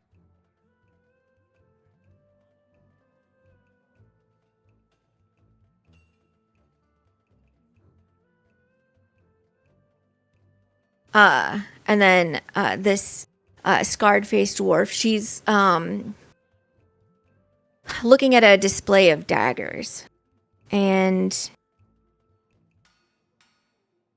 those who have like martial proficiency in weapons, she is like being really careful about measuring the weight of those daggers. And there's some that she's clearly not finding to her standards, and others that she's perhaps interested in purchasing. I don't have the proficiency yet. What are you guys up to? You don't see anybody that looks like a shopkeep out here. But we hear the noises? Mm-hmm. Can we determine where that's coming from? Yeah. From behind this wall. Okay. I'm going to walk towards the counter, I guess. The noise is definitely getting louder. There's a couple of different clamps there. There's like a register where like money could go. And it looks like a place where sales happen, but there's not even a space for someone to stand behind it. I'm gonna go this So way. it's just- Okay, Adriel. It's just a solid wall. Yep. Adriel, you come upon an open gate and very loud clanging. in this sort of like alleyway behind. Oh. And back there you see a very tall dwarf. Like he's actually like well over 5 feet, but he's clearly a dwarf, just hammering away at the forge. He doesn't see me, right? Not at the moment. I run. I don't want to like have to walk myself, but I go like get them. Sure. Bring them back So this folks way. can come outside and go south to the alley.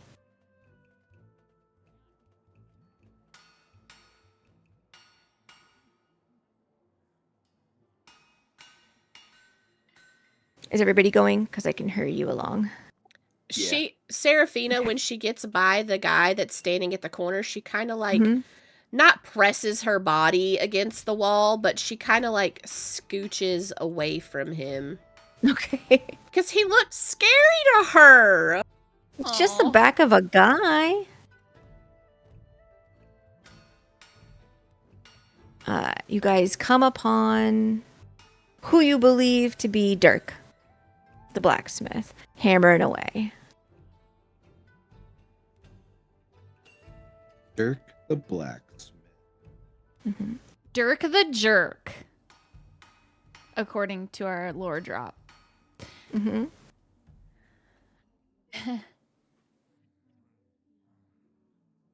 What is he doing?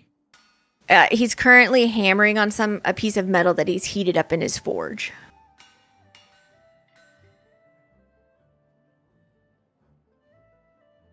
Is there anything else laid out around him, like on this table or whatever, the anvil? There's various tools that are there. There's this very weird, it looks almost like a gauntlet that you would put your hand inside, and the end is like there's like a very precise flame just sort of hissing out the end of it, like a propane torch, basically. That's sitting there. There's an anvil with another hammer that's just there, and then you see there's like shelves on the walls that have other various tools and scraps of metal and ingots and stuff like that. I want to just look at all of the equipment. Mm-hmm. And then I'll look over at Dirk. He's got his back to us. Yes. Has he mentioned or has he made any sort of Not just yet. Excuse me, are you Dirk? He keeps hammering for about like another 30 seconds before turning the piece of metal over, kind of looking at how straight it is, and then like dipping it into this barrel of oil to quench it. And then he turns around. Yeah. My name's Merrick. All right. This is Adriel. That's Callum, Seraphina, and Dante. Sure.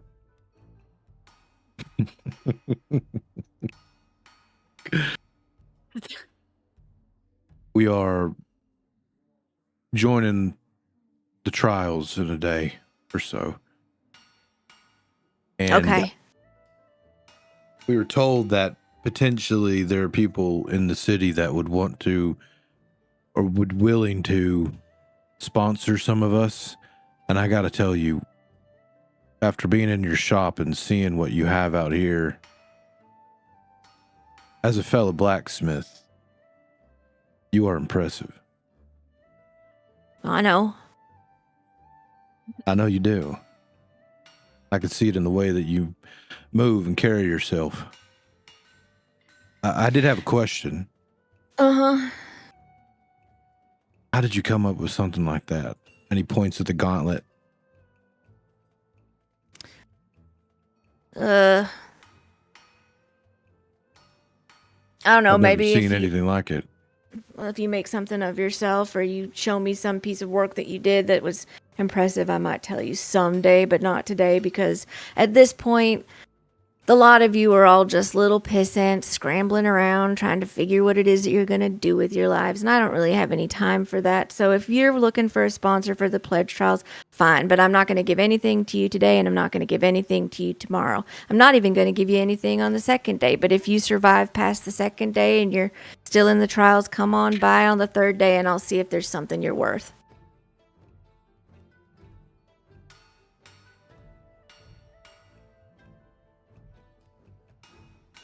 That's it. That's all I've got to say. Well, this has been enlightening. I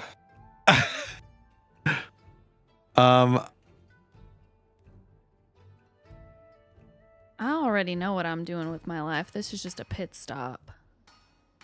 Yeah, I'm sure you think that. That's what everybody does when they're joining up with the Oathwardens. Well, it was that or sit in a cell and then probably be executed. So I chose this instead. Okay. He picks up his little sort of gauntlet propane torch and slides it onto his hand, and then picks up a pair of goggles to put on his head, and then like sort of cranks this knob that like it just like shoots like out an extra 6 inches, and then turns and heads back to his forge. That's all. You can go. Can I look around and do some kind of roll to see if I see anything that has like the potential for disaster for him? Not in like a life-threatening way, but like crack in the forge, the anvil looks rusted, the metal is not bending the right way. Something that I can like offer a tip, or just sort of like not a tip in a way of like tell you what to do, but just sort of like as everyone's, I'm going to assume everyone's about to file out down the alley again. But like if it looks like we're done here, I think I want to make like a throwaway comment to him to try and impress him in a way. Okay. Like I'm not just some dumbass. I will have you just, in this case, go ahead and you can make a blacksmith tools check, but instead of probably strength is what it defaults to. You can either do wisdom or charisma as the base attribute. So also, I'll have my weapon hanging over my shoulder. The sickle is on the backside in case he turns around when we're leaving. Okay. What? So do you have a blacksmith tools proficiency or a blacksmithing proficiency? I don't think so. Was that a thing that I could have? It's a thing you could have potentially had. Go ahead and just make a flat either wisdom or charisma check. He'll automatically get it with his subclass, but he won't have it yet. I was about to say I didn't think I had an option to do that. What am I doing? Just a flat wisdom or charisma skill check. It's gonna give me the ability to guidance, right? Yeah, no, it's just okay. I'm going to use my inspiration. Okay. Oh, please!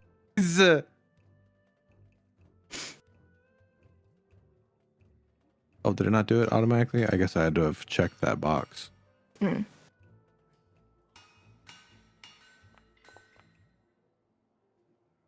Okay. Well, fuck me and the booty. I just saw the one roll for a result of 10. I guess it did. It asked me twice. I rolled the first time higher, but barely. What was it before? It was a 7 plus those 12. Okay. As you're looking around trying to see if there's just like anything that you can comment on, there isn't anything that you see that looks out of place to you or looks like it deserves attention that might be like, something is going to go wrong with it. But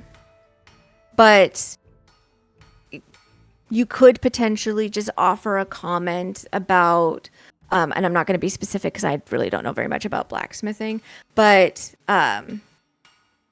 that you recognize that the way he is like arranging his tools or his ingots or something is like, you know this to be like one of the most efficient ways to set up a shop, and it's worth a compliment if that, you know, if it's not something you could help him out with.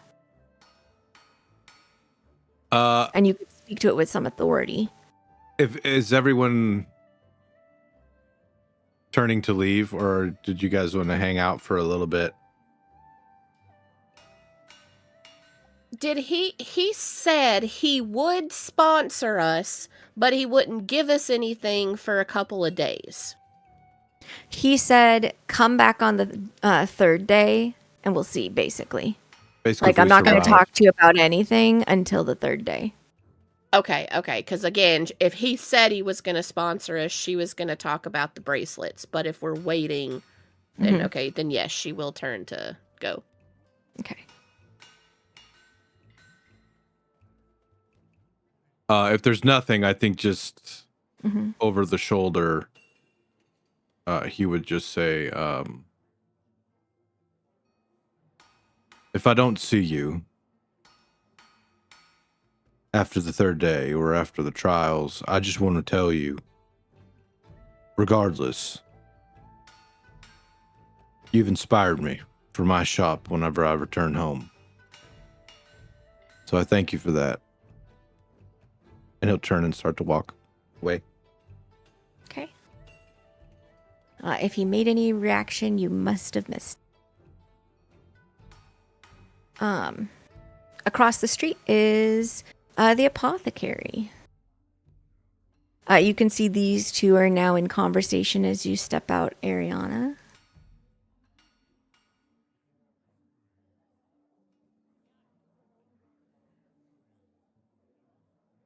The door that I'm in front of, correct? Yes.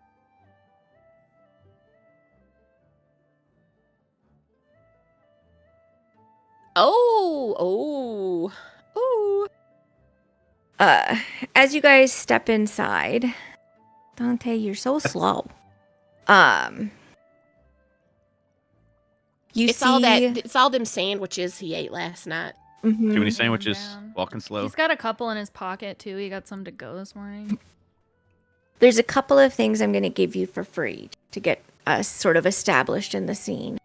You can see a quirky-looking individual who seems to perhaps be Biddy,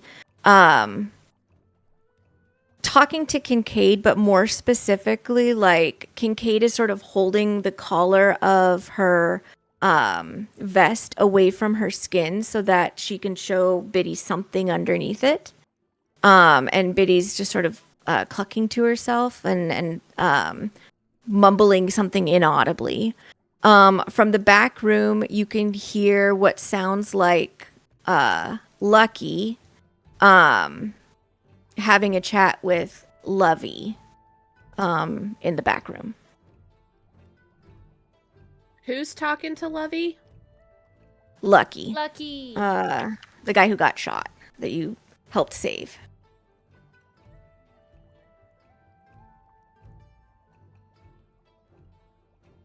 When they notice that you guys are present,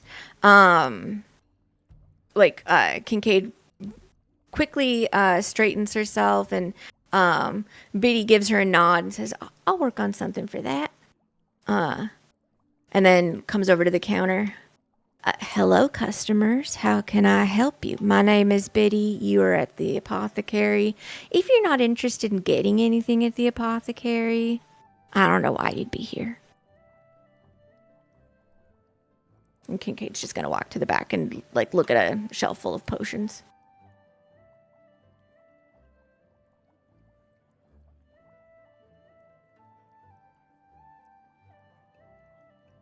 I think with that sort of prompt, let's go ahead and we'll call it for the night and come back to seeing if we can gather Biddy's last little bit of sponsorship before we kick off the pledge trials officially. Woo. So, yeah. Let me bring you guys back. Guys, we made 5 gold. Well, which you can made 5 promptly gold. You give made to 5 me. gold. I made 8. You guys are getting paid more than me? Yep. Which you They can did a better job. promptly give to me, and then I can buy potions for you. Let's go ahead and get some music going. Do, do, do. Thank you guys for playing. Thank you for running. Did Yes, pretty ma'am. well on getting your sponsors. They're interesting folks. Yeah, the sponsor I wanted. He is Dirk the Jerk. So, unsurprising. But maybe that means if you prove yourselves in the trials, that's something better than just running an errand for him or doing some cleaning or sharing a recipe. We'll find out. But we will be playing next week. And we will absolutely be starting the pledge trials next week. What's going to happen with those? Are they individual? Are they in groups? Are they a mix of both? Is it going to be super deadly? Is it going to be full of puzzles? We don't know. It's going to be a mystery until then. But we will be back. I want to thank everybody who came by. I saw some resubscriptions, which I really appreciate. And Osab, thank you for modding. You guys have anything you want to say? Yeah, tell Kincaid to stop you. following me. It's getting embarrassing. Honestly, You're the one who look like keeps you're the one showing up following where her. she is. Yeah, it's She's the other way waiting there for around. me. She's waiting. Coincidentally, it feels like Dante's been leading this entire journey, and he keeps taking us to Kincaid. So Yeah, that's weird. Because she's waiting for me everywhere I go. no, you're following her. I did want to give a shout out also to Osab. Like, thank you for explaining some of the witch stuff, because again, it's unfamiliar to a lot of people. And, you know, giving people that informational background's kind of cool. Thanks for doing that. Yeah, that's one of the reasons Osab makes a really super good moderator, is just having a lot of information and interest in what it is that we're doing and sharing it as quickly as possible. I always appreciate seeing that pop up over on the side too. Okay. Well, yeah, we will be back next week, kicking everything off. I'm really excited to get the pledge trials getting that started and moving you guys forward. I'm also, just quick little spoiler, really excited to at least do a little bit of a presentation as the king, so you guys can see who that is. Yeah, but for now, we will go ahead and skedaddle. We will see you next week. We pinky swear, we pinky promise, we pinky pact. Good night, chat. Yeah.